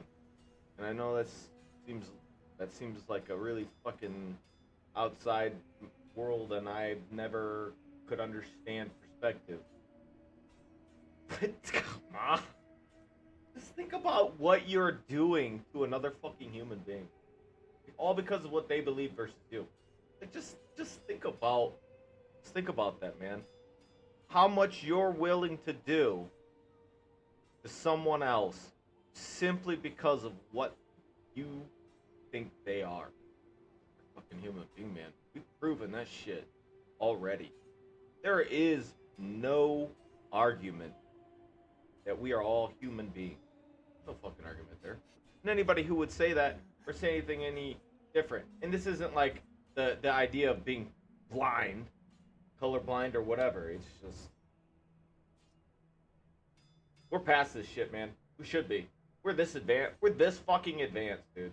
We are so advanced that we are proposing trips to other planets. We have so many things in orbit. We have the ability to talk to people across the world in a second. I could have a video feed of someone who lives on the other side of the world. Something you could not dream of doing. Even like 15 years ago. I mean, there was ways to do it, but it sucked. It's crappy. It's just, well, I mean, I shouldn't say maybe we're not past it. It just takes time. I think as time goes on, people will realize, well, they are realizing that we should get past this stuff because there's more important things to worry about than whether or not you're a chosen person. You're the chosen people of a land. We're past that shit, dude. Just that's like, fucking hate me if you want, man. Like, hate me for stating the argument about whose land is whose anymore, man. The bloodletting is ridiculous for something that doesn't need to be an issue. You know, the technology we have on this world is so staggering, but because we're so fucking selfish, we don't understand that helping people across the street is good for you. It's not a zero-sum game anymore, but we treat life like it is. Because zero-sum games are easy. It's easier to follow tradition because we've always played. We've lived in a world far more often than a zero-sum. Zero-sum game and a zero-sum game and a plus game are two different things. So like a zero-sum means that I cannot have more while you have more. I must take from you for me to have more. Like if we're 1-to-1, I can't get to 2 unless I take that 1 from you. So you'll have 0 and I'll have 2. That's a zero-sum game. Someone must lose for another person to win. Okay? And for a long time, that was how it had to be. You couldn't, if you wanted to get more farmland, it wasn't about innovating your own lands. It was about taking it from someone else so that you would have more farmland. So that you would have more space to build and grow, right? It's not like that anymore. It's not about taking land from people. The shit that people want, dude, it's crazy. and I know, and the idea is like someone's gonna win, someone's gonna have their identity put there, and I get that. But how much? But how much blood is gonna be enough? Like what the fuck? Like what the fuck? Why? Why? The world is so advanced. Like if you were to just uplift some of these poor environments, their locations would offer the world such brilliant extra mind. Like it's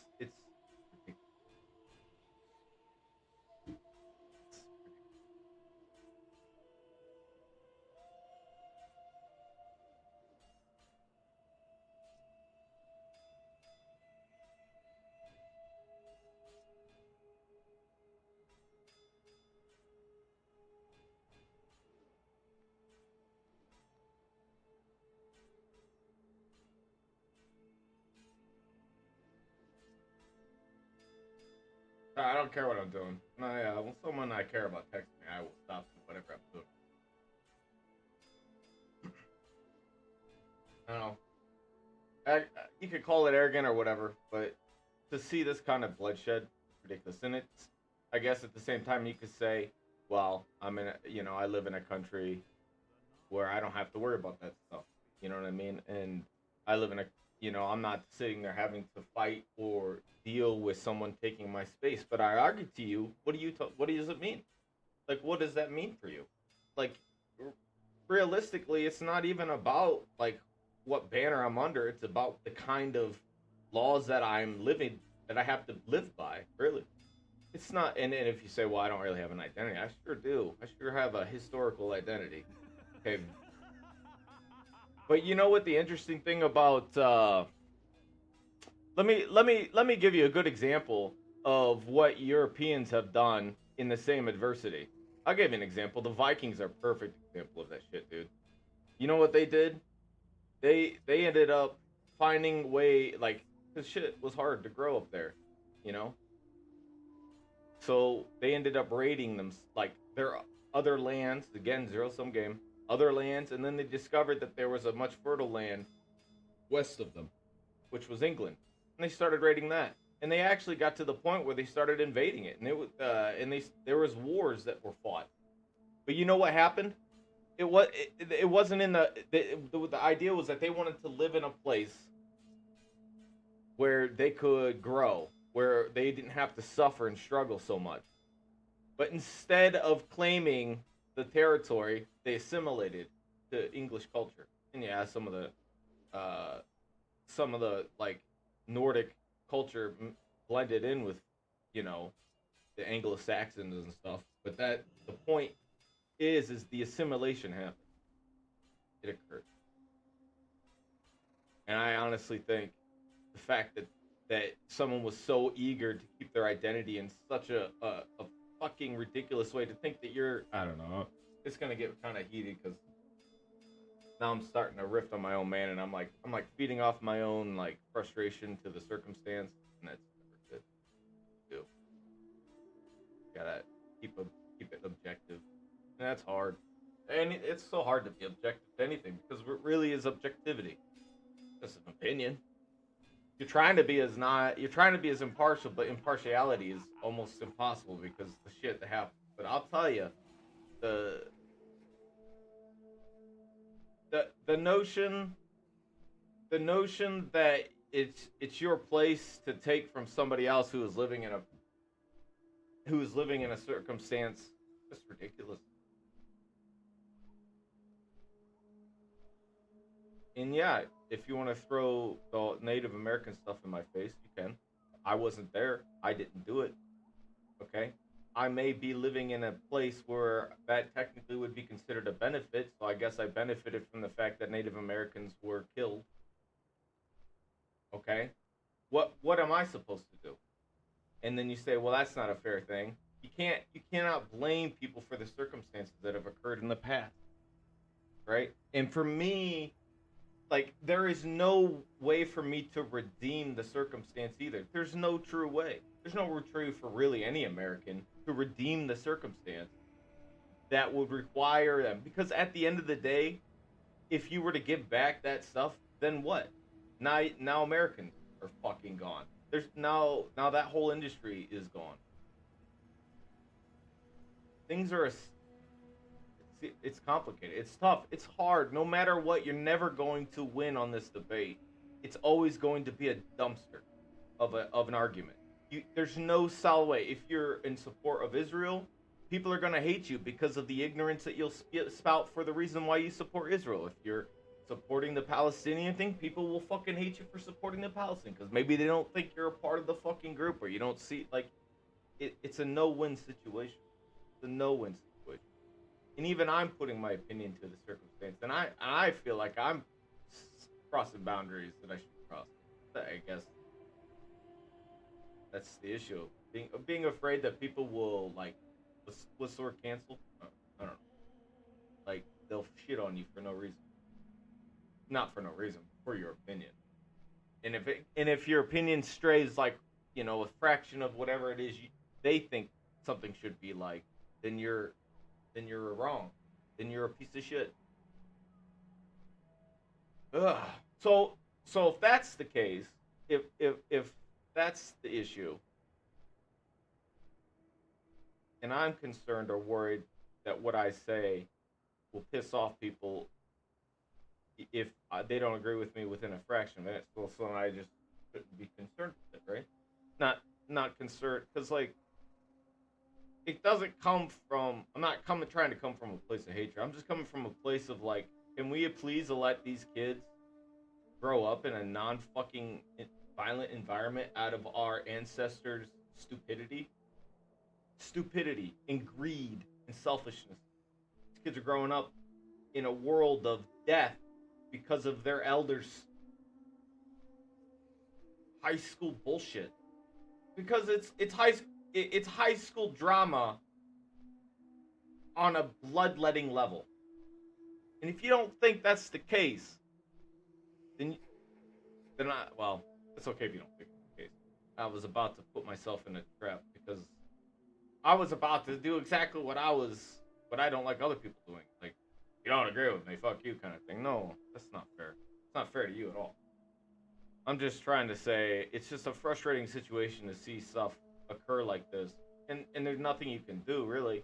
Like, what am I going to sit there, like, even me saying anything now is, like, yeah, I guess it's worthless. Oh, yeah. What the fuck am I talking? It's worthless. What am I saying? I got... Oh, mercy you, Larry. Like, come on, man. Yeah, like, my opinion is not that I don't feel like I have... Not that I don't care about how I feel. I very much care about it. It doesn't matter to speak it. Like, what does it matter? I'm not here to give opinion anyways, and I shouldn't have been. I should have been listening, like my full intention was to begin with. Here we go. My apologies. To episode 2 of Fear and Loathing in the New Jerusalem, my in-depth look at the early history of Zionism and the Israeli-Palestinian conflict. I really hope you enjoy it. Here we go. I'm content to die for my beliefs. So cut off my head and make me a martyr. The people will always remember it. No. They will forget. Hell does exist. God is a thought. God is an idea. It is a place. It is somewhere. Hell does exist. But its reference is to something that transcends all thinking.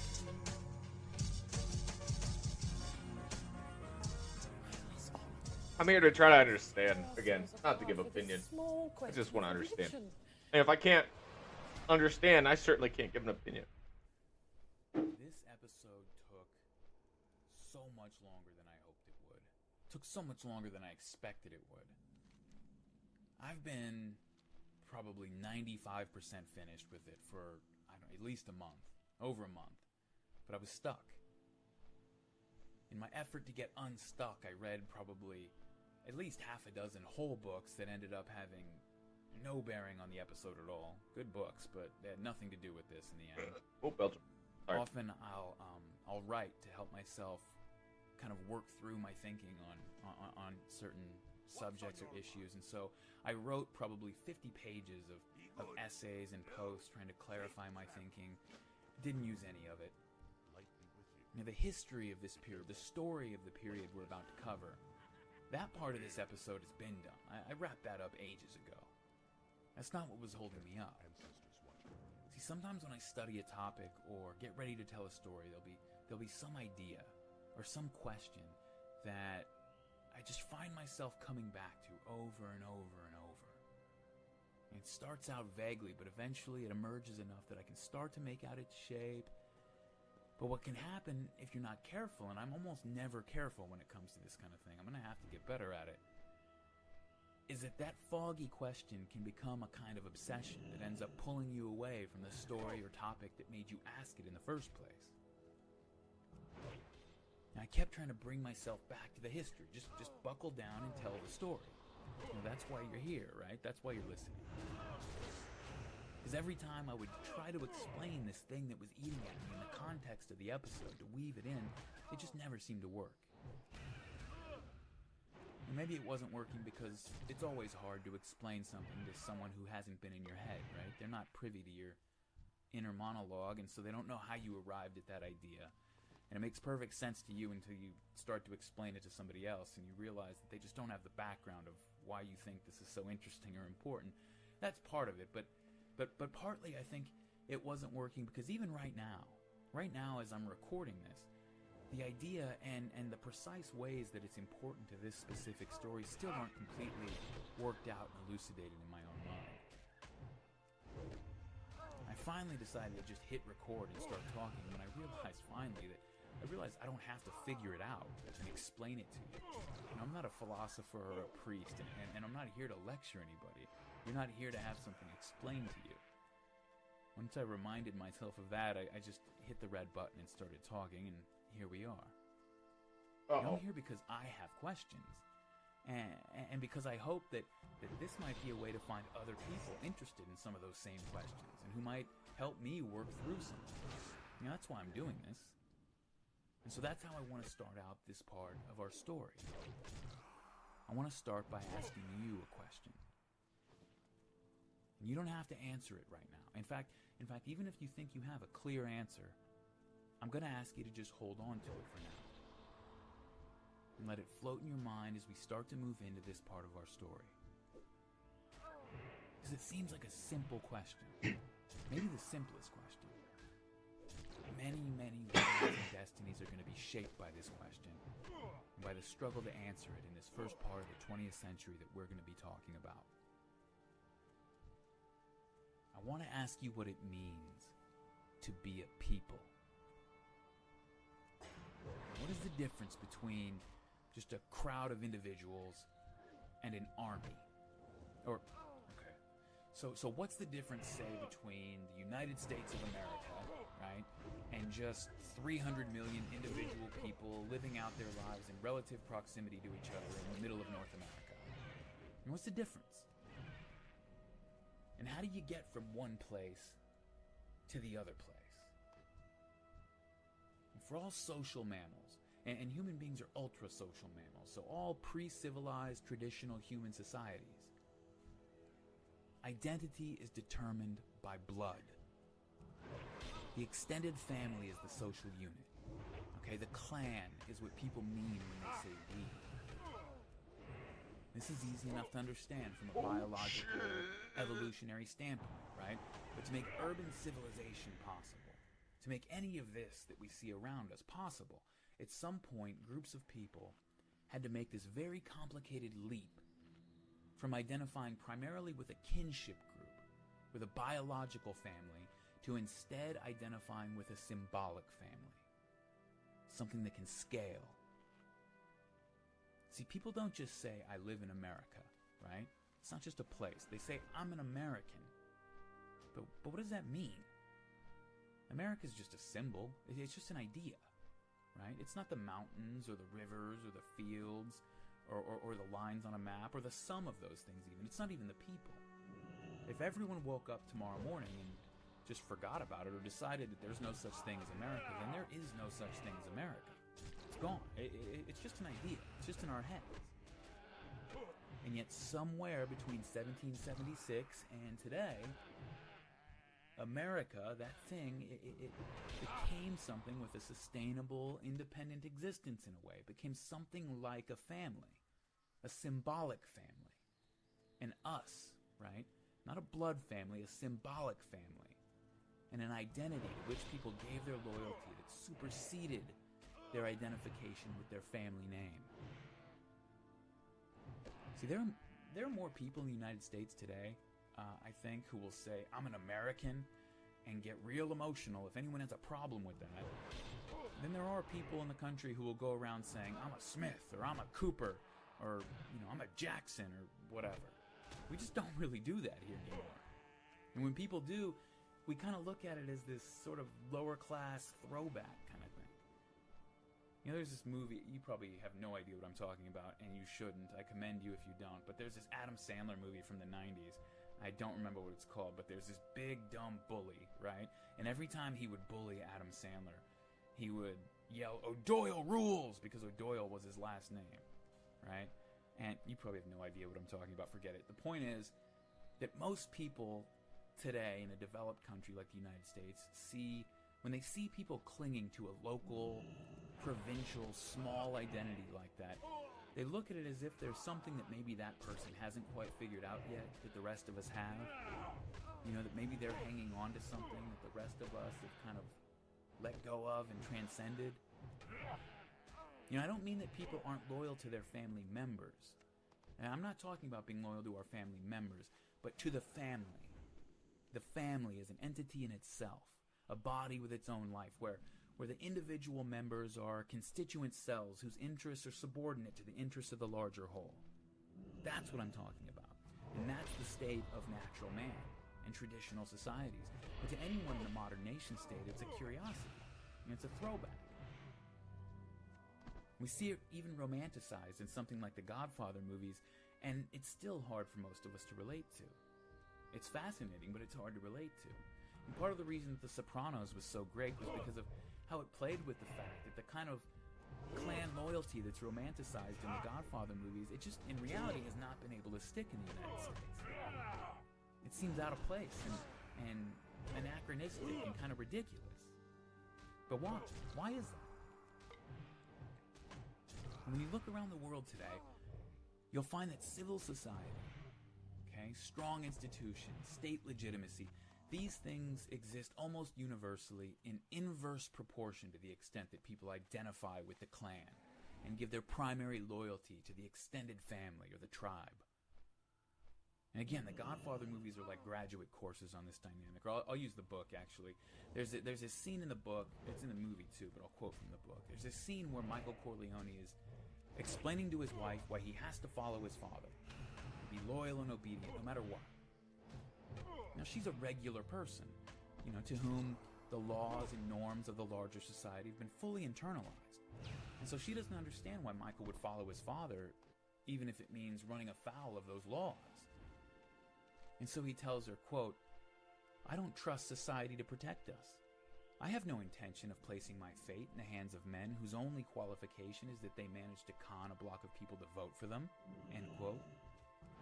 See, in countries like the United States that enjoy strong legitimacy, whatever we think about politicians or judges or the police or whatever, the essential legitimacy of the system is usually never in question.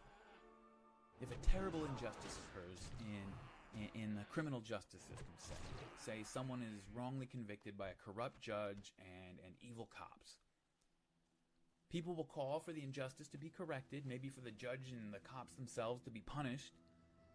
But no matter how egregious the injustice, you almost never hear someone claim that the system itself has no right to judge him, that our institutions have no right to expect his participation or his obedience.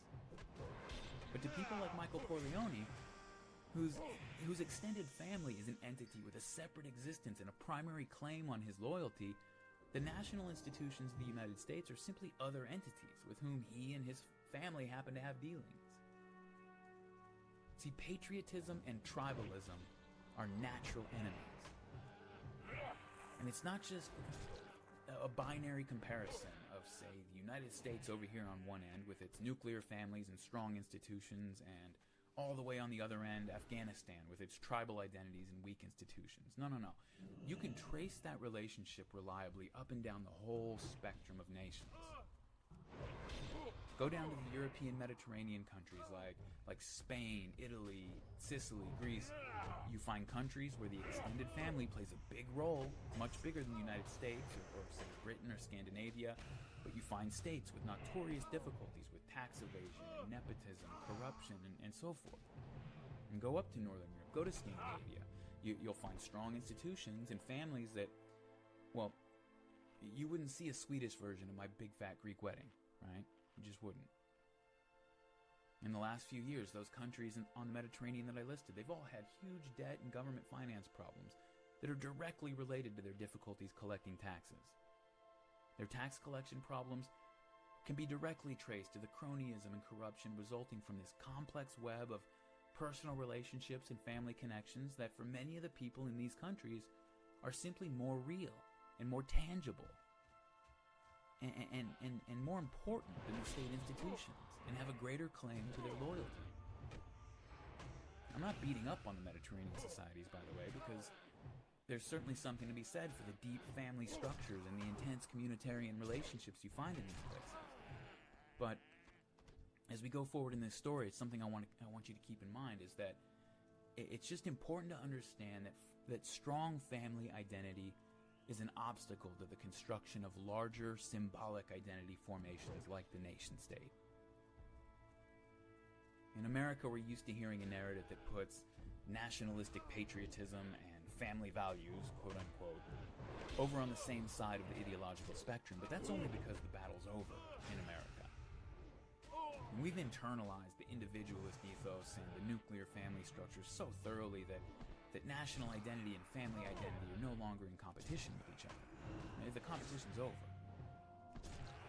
Now, you can keep sliding down that spectrum through regions where tribal loyalty and tribal identity are more and more prominent, and in just about every single case, you'll find that society has had a corresponding amount of difficulty establishing strong, sustainable, independent, legitimate civic institutions.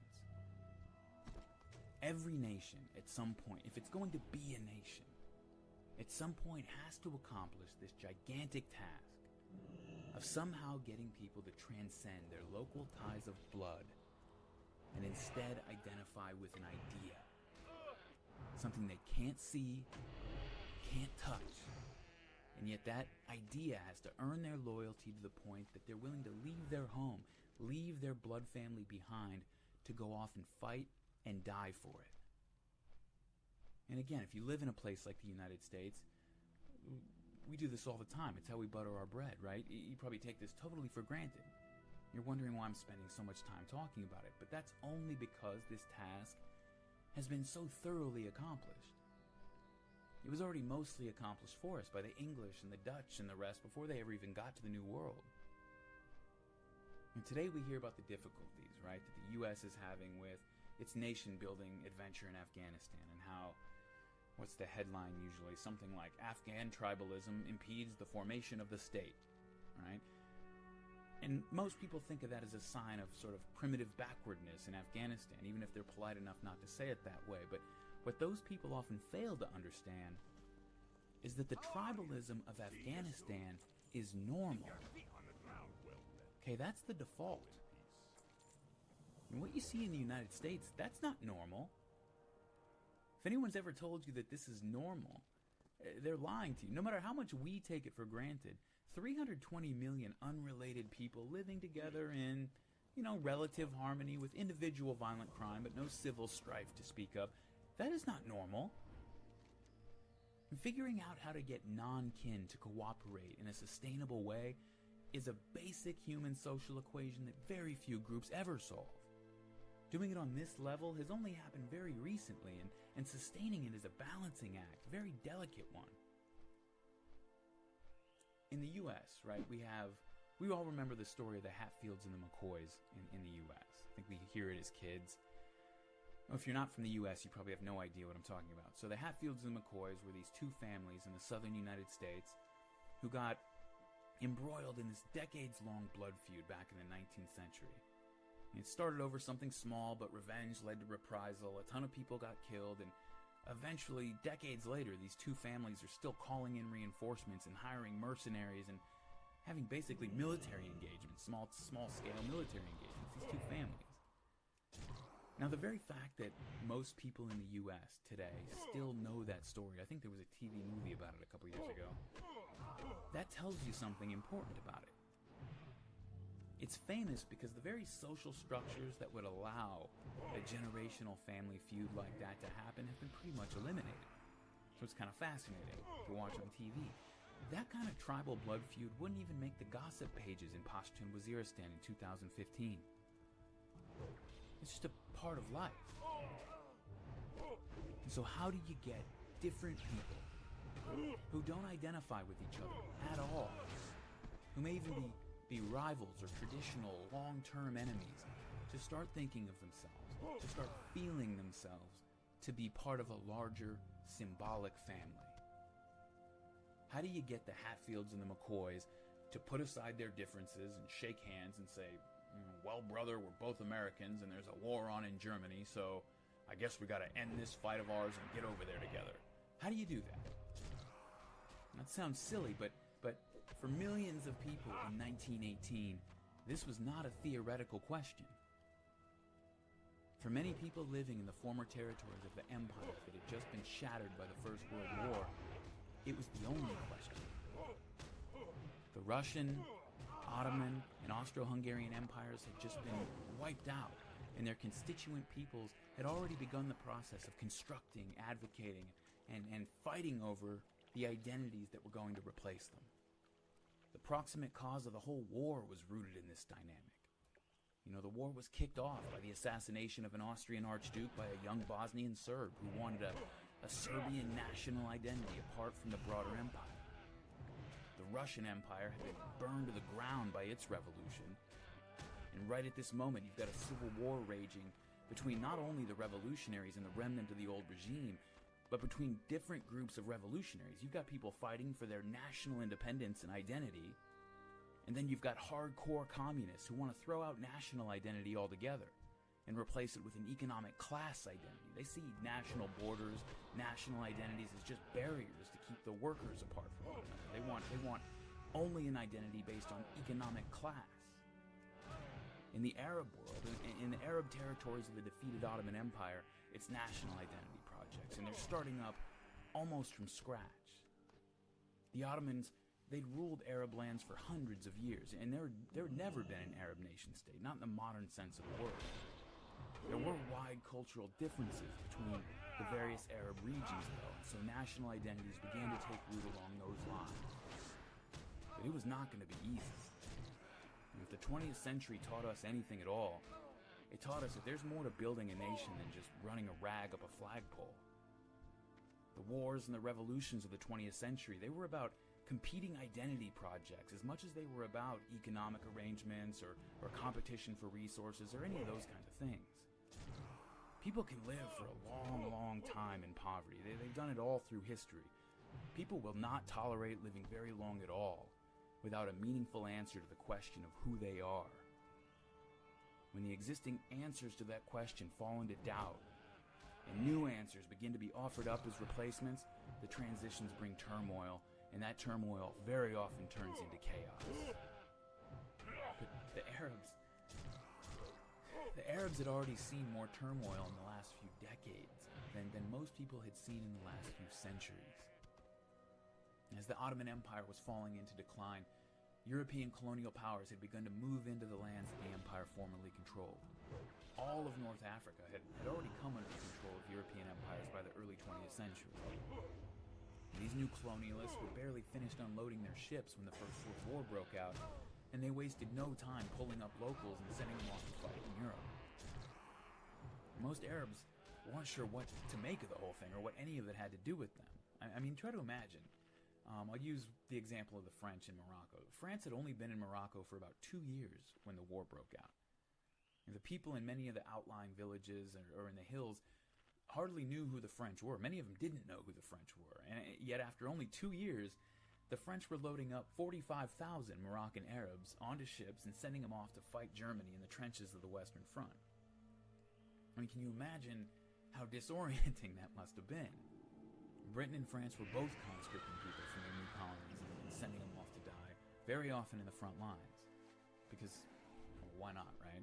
Remember, it's the early 20th century, and our thinking on many things was a little bit different, so there's no sense wasting nice young white boys if you can throw some Moroccan or Egyptian Arabs out there to absorb that first volley of German machine gun fire. So just imagine, just a couple weeks ago, or a couple months ago, you were in your village in Morocco, living your life. Now you're sitting in a European trench, covered in mud, being shot at by other Europeans in some other trench. They all look the same to you, for reasons that make no sense to you, because a European country showed up to your home in North Africa and told you that they were in charge and would be needing you to do your duty as a loyal subject. I mean, Egypt alone sent nearly 1 million men to go fight or work in other capacities for the British Empire during the war, hundreds of thousands of whom became casualties. Meanwhile, on the other side, the Ottoman Empire had pressed some 300,000 Mesopotamian and Levantine Arabs into its own army, and they didn't have a choice either. Frequently, the Europeans would send their conscripted Arabs to fight the Ottoman Empire's conscripted Arabs. As you can imagine, many units on both sides objected to being sent to kill each other because some archduke was killed in Europe, and when they objected too vociferously, they were subjected to the same military discipline as French or British or Turkish troops, as if they had volunteered for this whole thing. Or worse, actually, in most cases. You know, every First World War army executed some people for desertion, sedition, or even things like falling asleep on watch. Okay, fair enough, right? Militaries have been doing that since there have been militaries. But for the colonial troops, the Allied, well, I don't say the Allies, really the French became notorious for this in particular. They brought back the old Roman practice of decimation. If you refused your orders or deserted, they weren't just going to kill you, they were going to kill a bunch of other people from your unit. So you could carry that with you. And again, though, war is hell, right? And if you're the French army trying to hold things together as the Germans march toward Paris, maybe you do whatever you have to do. But if you're an Arab from North Africa or Syria being pulled off your farm because foreign powers on both sides of a war are pressing you into their armies to fight a war that you don't understand or have anything to do with, and you're being told to go kill other Arabs with all the gusto that you can muster or else be executed as a coward and a deserter, again, it was very disorienting for the people involved. The effect of the First World War on the Arab world it's one of the most overlooked aspects of the entire era. So many pages have been written about the First World War with so many authors looking for some unique angle to present that it's really inexplicable that it's not better known. And for somebody who's kind of an amateur World War I junkie like I've been for a while, once you kind of start to learn about the effect of World War I on the Arab world and how it's trickled down into the modern era, it really just blows your mind that you haven't heard more about it. In the region of the Levant, for example, now the Levant, sometimes it's called Greater Syria. This whole area is still under the dominion of the Ottoman Empire during this period. In the Levant, the war was a total catastrophe. Okay, and I know the First World War was a catastrophe everywhere, but in the Levant, it was just a disaster. As soon as the war breaks out, Turkey installs just a brutal military dictator. They sent him to govern the region of the Levant and to stave off the possibility of any Arab independence movements. Even before the war, there was a lot of this in the air, and they wanted to make sure that they weren't hit by anything from the inside while they were fighting the First World War. In Turkey, this man was called Jamal Pasha, but he earned the nicknames the Bloodshedder and the Butcher among the Levantine Arabs that he was sent to govern. He earned those nicknames. In addition to having a huge portion of the male population pulled up and pressed into the war by the Ottomans, The region was swept by diseases several times after the Allies brought in hundreds of thousands of colonial conscripts from India and other places.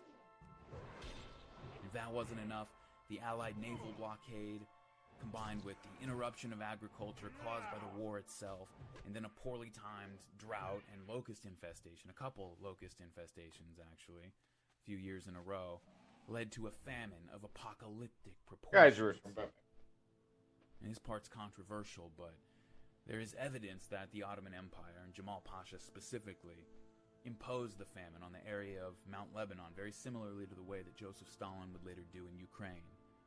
Partly because they wanted to requisition all available food for the war, but also possibly to suppress any chance of Arab nationalist uprisings. It was a huge concern the Ottoman Empire had during this period, and it turned out rightfully so.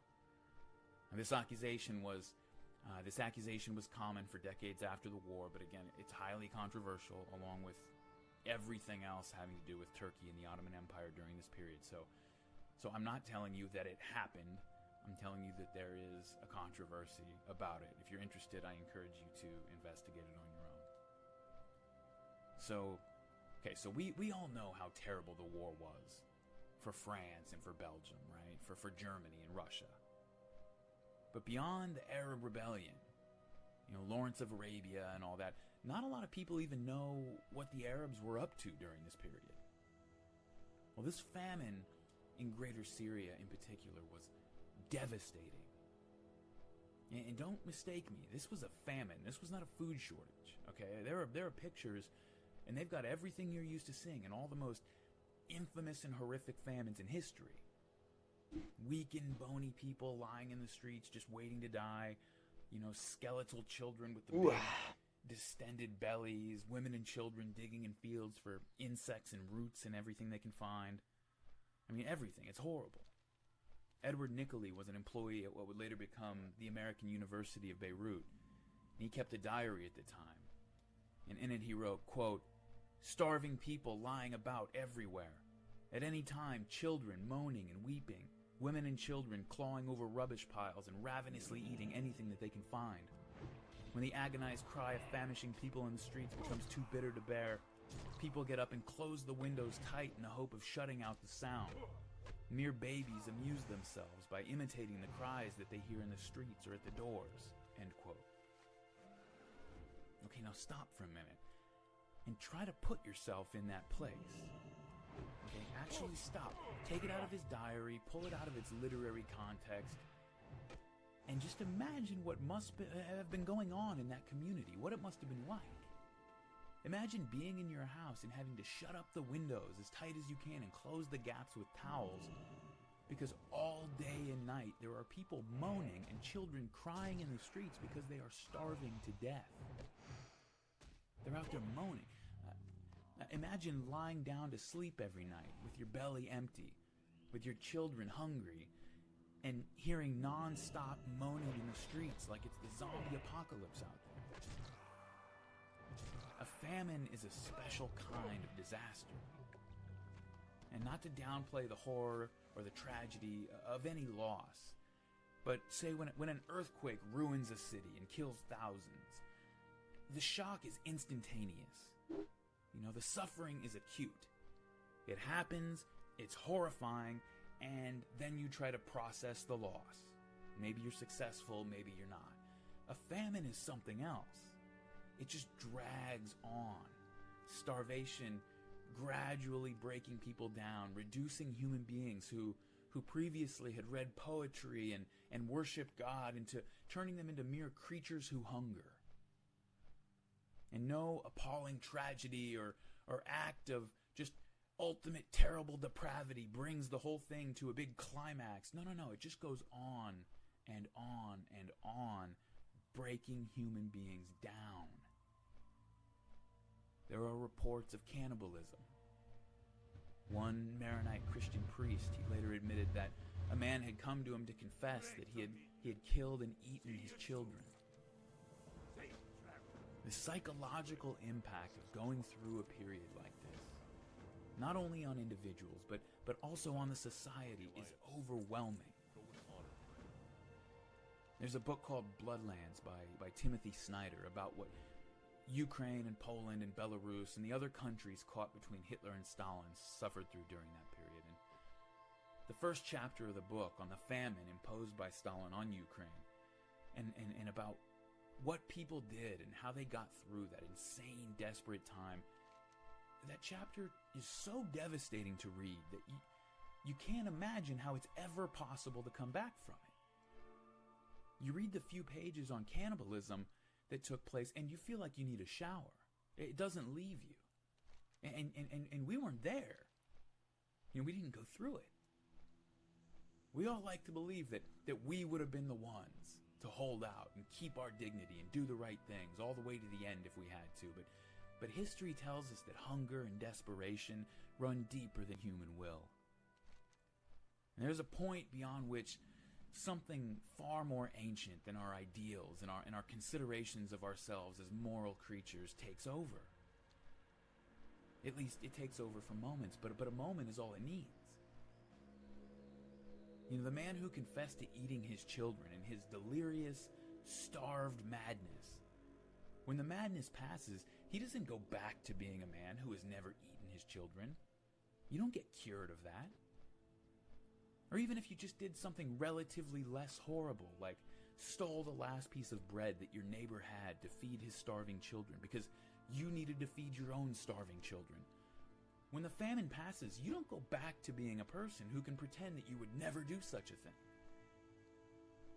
People like to say that shared pain can bring out the cooperative best in people, that trauma can bring people together, right? And it's true, okay? We've all seen minor versions of it, or we remember in the United States back to 9/11, right? For several weeks after that, people talk about this still today, how people were nicer to each other in the streets, and people came from all over the country to help out. Everybody went to give blood. It's true, right? Collective pain, trauma can bring people together, but only up to a point. And beyond that point, in a place that very few of us can even imagine, human beings are broken, the strong right along with the weak. The Russian writer Varlam Shalamov, he has a book called Kolyma Tales. It's about his time in Kolyma, one of the Soviet Union's most infamous gulags, one of the worst places in history for a human being to find himself. And he wrote about this popular idea that suffering brings people closer together. He said, quote, "If tragedy and need brought people together and gave birth to their friendship, then the need was not extreme and the tragedy not great. Whoever thinks he can behave differently has never touched the true bottom of life," end quote. You've been down to the bottom. That experience doesn't leave you. It's not a trauma that goes away. Shalamov had spent years in that darkest place. In the same book, he talked about the trauma of having some of his illusions about himself and about his fellow men shattered. He said, quote, "There is much that a man should not know, should not see. If he does see it, it is better for him to die," end quote. There are things that we were never meant to see. There's knowledge that we spend a great deal of energy as individuals and as societies finding ways to avoid. When our illusions and avoidances break down, society itself can break down with them. Now, there are whole libraries of books that discuss how the trauma of the war in Europe affected the outlook and the development of France and Germany and Britain, even the United States for that matter. But you'll read dozens of books on the events in Greater Syria after the war, and they'll talk about what the Zionists did and how the Arabs responded to that and what the British thought about all this and maybe how the French came in and influenced things. And it's very rare that they will even mention the fact that the native Arabs in the region had just lost more of their population than England and Germany lost during the Black Death of the 14th century. By the time the war was over and the horsemen had run their course, a third of the Arab population of Greater Syria was dead. A third. If you know much about Stalin's Ukrainian famine in the 1930s and how horrific it was and what it did to those people, that famine killed about a quarter of Ukraine's peasant population. The region of Greater Syria suffered more dead as a percentage of the population than any place on earth during the First World War. The survivors were profoundly damaged. I mean, what does it even mean to have killed and eaten your children? What does it mean to have the knowledge that your neighbor did it or that someone in your community did it? And none of us have any frame of reference for something like that. You know, when the crisis passes, do you just go back to your life? You just go back to work and go buy fruit at the market? Trauma can make otherwise normal human relationships very difficult. And we all know that, right? Doctors and counselors often talk about how female rape survivors will often struggle to feel safe around men or to trust them. Often, this is something that they have to work to overcome because it stays with them. Well, Shalamov's book about the Kolyma Gulag, it talks about this same sort of lifelong trauma in the sense that it's a sort of eulogy. It reads like he's grieving for the loss of a certain kind of innocence. When he says that there are things that a man should not see, and if he does see them, it's better for him to die, he's not talking about a gory mess or some awful scene of your friend getting blown up or something. No. He's saying that once you've seen what men are in extremis, with everything stripped away, once you've seen what becomes of every ideal when men are dragged below a certain depth, that below that depth is not just a wolf, because a wolf can be romanticized, but a worm. You cannot erase that vision. Shalamov himself was broken by that vision. In Snyder's book, Bloodlands, he talks about the damage that something like this does to a people and to a society, not just physically, but morally and psychologically. His subject is the Ukrainian famine, again, but this is standard for any famine of this severity. He writes, quote, "The duties of parents could not be fulfilled. Marriages suffered as wives, sometimes with their husbands' anguished consent, prostituted themselves with local party leaders in exchange for a bit of flour. Parents, even when alive and together and acting in the best of faith, could hardly care for children. The desperate peasants holding up infants to train windows were not necessarily begging for food. Often they were trying to give their children away to someone aboard a train. The good people died first. Those who refused to steal or prostitute themselves died. Those who gave food to others died. Those who refused to eat corpses died. Those who refused to kill their fellow man died. Parents who resisted cannibalism died before their children did. In the countryside, the healthier peasants formed brigades to collect the corpses and bury them. They rarely had the inclination or strength to bury them very deeply so that hands and feet could be seen above the earth. Burial crews were paid according to the number of bodies collected, which led to certain abuses. Crews would take the weak along with the dead and then bury them alive. They would talk with such people along the way, explaining to the starving that they would die soon anyway, so what difference did it make? In a few cases, such victims managed to dig their way out of the shallow mass graves. In their turn, the gravediggers weakened and died, their corpses left where they lay. As an agronomist recalled, the bodies were then, quote, devoured by those dogs that had escaped being eaten and had gone savage, end quote. So how do people who have lived through this, who have seen their neighbors behave as starving people in a famine behave, who have themselves behaved in such a manner, how do they smile at each other in the streets afterwards? How do they build the 1,000 little daily sinews of trust that it takes to create a civil society? I asked a moment ago how you get unrelated people to transcend local identities and pull together under a larger symbolic identity, as if that equation wasn't already difficult enough to solve. How do you accomplish that task with a traumatized people who have seen firsthand what people are capable of when everything is stripped away? Who don't have the benefit of illusions anymore?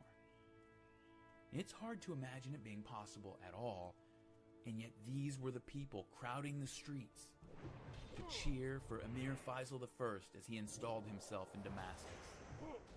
The people of Greater Syria were clamoring for the opportunity to be a part of the first independent Arab nation in centuries. Emir Faisal I, son of Hussein bin Ali and commander of the Hashemite Arab forces that led the rebellion against the Ottoman Empire. He waved to the throngs of enthusiastic new patriots as he entered the city of Damascus. But he knew that their fight for independence hadn't ended with the defeat of the Turks. Late in the war, it had been revealed that the British had made a secret deal with the French and Russians to divide up the Middle East along old-school colonial lines. Today we call it the Sykes-Picot Agreement after the British and French diplomats who negotiated its terms. And according to Sykes-Picot, the entire northern region of Faisal's kingdom, all of Syria, Lebanon today, northern Iraq, and the northern part of Palestine, all that would belong to the French, either directly or as an exclusive sphere of influence. And the British assured Faisal that the deal with the French was just a wartime expediency and that he was perfectly safe, but he knew the French weren't going to take that lying down. And would the British really risk a conflict or even risk an argument with the French just to honor a deal with an Arab ally? Faisal had other problems brewing as well. In late 1917, even as Faisal's army began its second year of fighting and was pushing into Palestine with General Allenby to help liberate Jerusalem, Faisal learned that the British had published the Balfour Declaration, making sort of ambiguous promises to a group calling themselves Zionists. And remember, Faisal's family came from the western Arabian Peninsula, so he had only really heard of the Zionists at this point. And the Balfour Declaration was making these ambiguous promises about establishing a homeland in Palestine for the Jews. Now, Palestine, again, was supposed to be the southern portion of Faisal's kingdom. And the British assured him that these Zionists were simply looking to immigrate and live alongside the native Arabs. There's no political agenda at all. But many of the Jews who had begun to arrive, they hadn't seemed to have gotten that message. He began to hear rumors that the Zionists believed that Palestine belonged to them. That they weren't talking about a Jewish home, but about a Jewish state. When he demanded further clarification of British intentions, Britain sent Chaim Weizmann, who was now unquestionably the leader of the Zionist movement internationally. They sent him to meet with Faisal to reassure him that the Zionists had no political agenda, no plans for a Jewish state. Now, Weizmann knew that Faisal was in an insecure position. He promised that the Zionists had no political designs in Palestine and were only hoping to live and participate in a society alongside the native Arabs. He convinced Faisal that the Zionists might be able to use their influence to help make sure that Britain kept France out of Syria.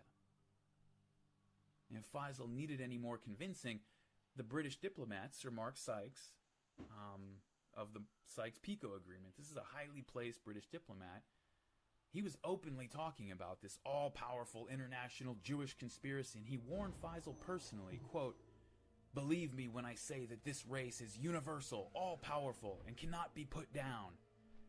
End quote. And he warned Faisal to give the Zionists whatever they wanted, because their agents were to be found, quote, "in the councils of every state, in every bank, in every business, in every enterprise," end quote. Now, Faisal had enough to worry about. This might have sounded ridiculous to him, but remember, Faisal's from outside the European system. And this is coming from an insider's insider that he's hearing this. Again, he had enough to worry about. These Jews obviously had enough suction with the British government to get the Balfour Declaration out of them, so maybe cutting a deal with Weizmann would help keep him on the good side of the British Empire. It was worth a shot. The two men met as 1919 began, and the Paris Peace Conference was about to open up to discuss the terms that were going to be imposed upon the defeated Central Powers. Faisal and Weizmann agreed that the Zionists would immigrate under British supervision to an area that would be now officially demarcated and defined as Palestine. Up to this point, there were no borders in the region, officially marked off where Palestine was. In their agreement, Faisal would write, quote, "We Arabs look with the deepest sympathy on the Zionist movement.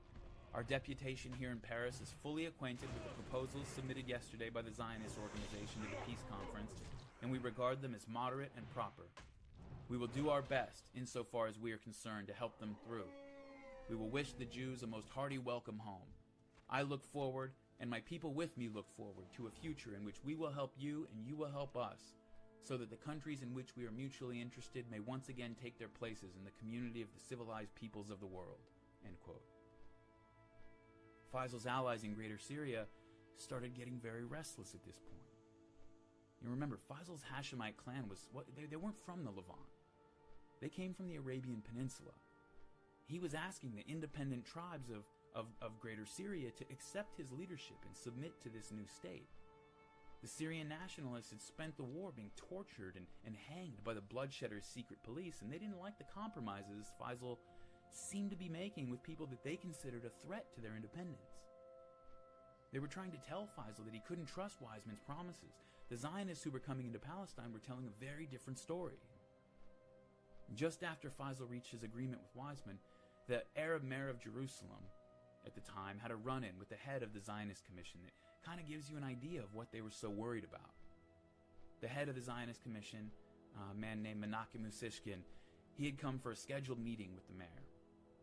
After they exchanged greetings, Usishkin came right at him, partly to get an answer to the question and partly to judge the mayor's reaction. He came right out and demanded to know, quote, "How is it that the streets are so full of potholes and thick with such awful dust?" I'll let historian Tom Segev tell the rest of the story. Quote, "The mayor explained that the city engineers were unable to pave the streets with asphalt because the streets were not flat. Furthermore, asphalt is dangerous," he said, "because people and animals could slip on it." Usishkin would not let up. "Certainly it must be possible to level the roadbed," he said. The mayor explained that there was no money. Then the mayor asked how things were going at the Paris Peace Conference. Usishkin said that there was still no treaty, but everything was pretty much settled. Syria would be put under French protection, and Palestine would remain with the British. "The Arabs will not consent to that," the mayor responded. "Look, I said everything is settled," Usishkin repeated, and mentioned that Prince Faisal had already agreed to the Jewish national home in Palestine. As far as the mayor was concerned, the Arabs in Palestine had not authorized Faisal to make concessions in their name. He had nothing against the Jews, he said. Those who already lived in the country were welcome. But the Arabs opposed the immigration of more Jews. He tried to explain to Usishkin that style was important. The Zionists did not understand Arab culture, he said, and they spoke to the Arabs in a contemptuous and patronizing way. And now, this is me talking again. Keep in mind that this is only a few months after the end of the war, and Jews still only make up about 8% of the population of the country. So keep that in mind as you go forward. This is back to Segev. Usishkin did not deny that Jews had injured Arabs. He said these things could be resolved, but on no account would the Jews concede their national demands. There was no room for compromise. "We do not want war," he went on. "In fact, we are doing everything to prevent war. Yet the Jews are not afraid of war," he said, "if it is necessary." As His Excellency knew, Usishkin told the mayor, the Jews were currently equipped with everything needed for war. A war would hurt both sides, but the Arabs would suffer more, end quote. Usishkin's a very interesting guy who doesn't pull punches, as we'll see more of that in a moment. Remember, that just blows me away that he's coming into the Arab mayor of Jerusalem when there's still only 8% of the population of the country and talking like that. It shocked the mayor, too. And it kind of gives you an idea of how assertive the Zionists are becoming at this point. In the first decade or so of the 20th century, the Jews who were moving into Palestine were purchasing land and setting up their settlements mostly in out-of-the-way locations to avoid arousing the suspicion of the Arabs. This was a strategy that the Zionists talked a lot about. But the announcement of the Balfour Declaration had changed things. Chaim Weizmann was still calling for caution. Okay, he had the long-term vision in mind, but Weizmann wasn't in Palestine, and he couldn't keep a leash on everyone that was. The way the Palestinian Zionists saw it, the big bad boot of the British Empire was going to come kick in the door of Palestine and let them in, so it didn't matter what the Arabs thought anymore. An American commission that was charged with looking into the situation in the former Ottoman territories, it arrived right around this time, and it had a pretty standard experience. They write about how they went into their project predisposed toward the Zionist cause. Until arriving in Palestine, the American commissioners had only heard the curated version, the safe statesmanship of Chaim Weizmann, as he called it. But in Palestine, they found something completely different. They found Zionists with very different expectations. And the Commission's report is so interesting because it's an official document for consumption by international panels and all that, but it registers their shock at finding that the Zionists in Palestine were looking forward to, well, as they put it, quote, they were looking forward to a complete dispossession of the present non-Jewish inhabitants of Palestine, end quote. And so the report denounces the Balfour Declaration, calls on President Woodrow Wilson to oppose it, But before the report can be circulated through the wider American government and published, Wilson suffers a stroke, goes into seclusion for the rest of his presidency, and it never gets pushed. Whatever Wiseman was telling Faisal, his allies in Palestine were seeing what this American commission was seeing. They were seeing Zionists out in the streets, holding parades and rallies, celebrating the Balfour Declaration, and circulating pamphlets and giving speeches that were openly talking about Palestine being taken over altogether and made into a Jewish state. There were groups of Zionists conducting military drills in the streets of Jerusalem, and no surprise, the Arabs are starting to freak out. So Faisal's allies are urging him to take this seriously, but he's got a lot of plates up in the air. Anyway, how seriously could he take it? Whatever Mark Sykes said about the Jews' international power, they still only made up less than 10% of the population, right? What harm could it really do to throw Wiseman a bone? Faisal hadn't committed to anything specific, and if the Jews really were up to something, they were still only 10% of the population. If they became a problem, he could cross that bridge when he came to it. Right now, he had more immediate problems. Right now, he had to deal with the French. See, it was becoming apparent that whatever the British said about the Sykes-Picot Agreement, the French considered the deal binding, and the French were not about to back down. In 4 years, the three richest countries in the world literally bankrupted themselves, producing munitions and launching them at each other as quickly as possible. More of that carnage rained down on French soil and on French people than anywhere else in the world. When the war started, there were about 8.7 million men aged 20 to 50 in France, about 8.7 million military-age males. By the war's end, France had suffered about 6.2 million killed or wounded. So when the peace was settled, France expected to get something out of it. In the Sykes-Picot Agreement, the British had agreed that France would get Syria, and the French weren't interested in whatever side deals Britain may have made with the leader of some desert tribes. In late 1919, the British told Faisal that they would be pulling their troops out of Syria, leaving him defenseless and ceding the territory to the French. During the war, the British had made these conflicting promises, openly conflicting promises, and they knew they were conflicting. They made them to the French, the Zionists, and the Arabs.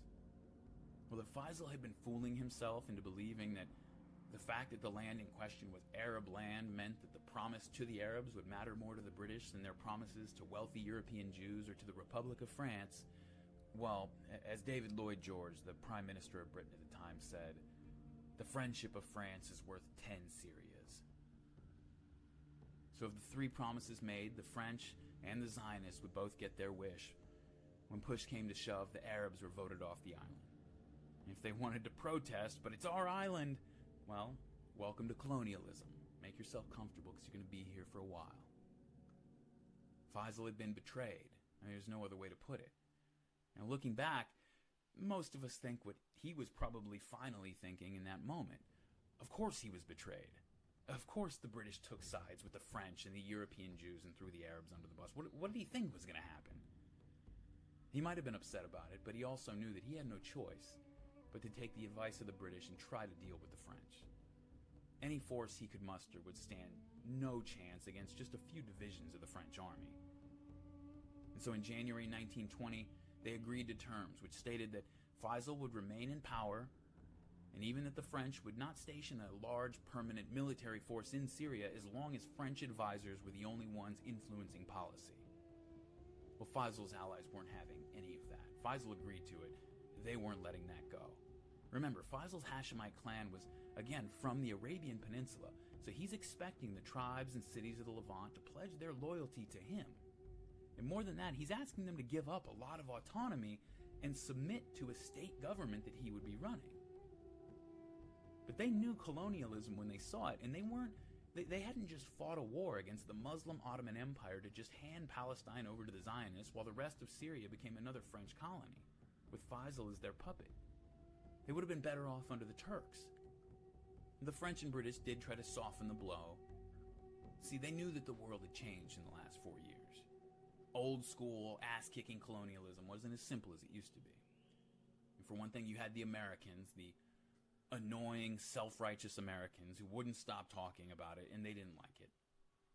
and the British owed the Americans a lot of money, so you kind of had to listen to them, at least a little bit. And the French and the British also found that even their own populations had begun to sour on just straight up dominating and exploiting other people. You couldn't just go around kicking in doors and barking orders like the good old days.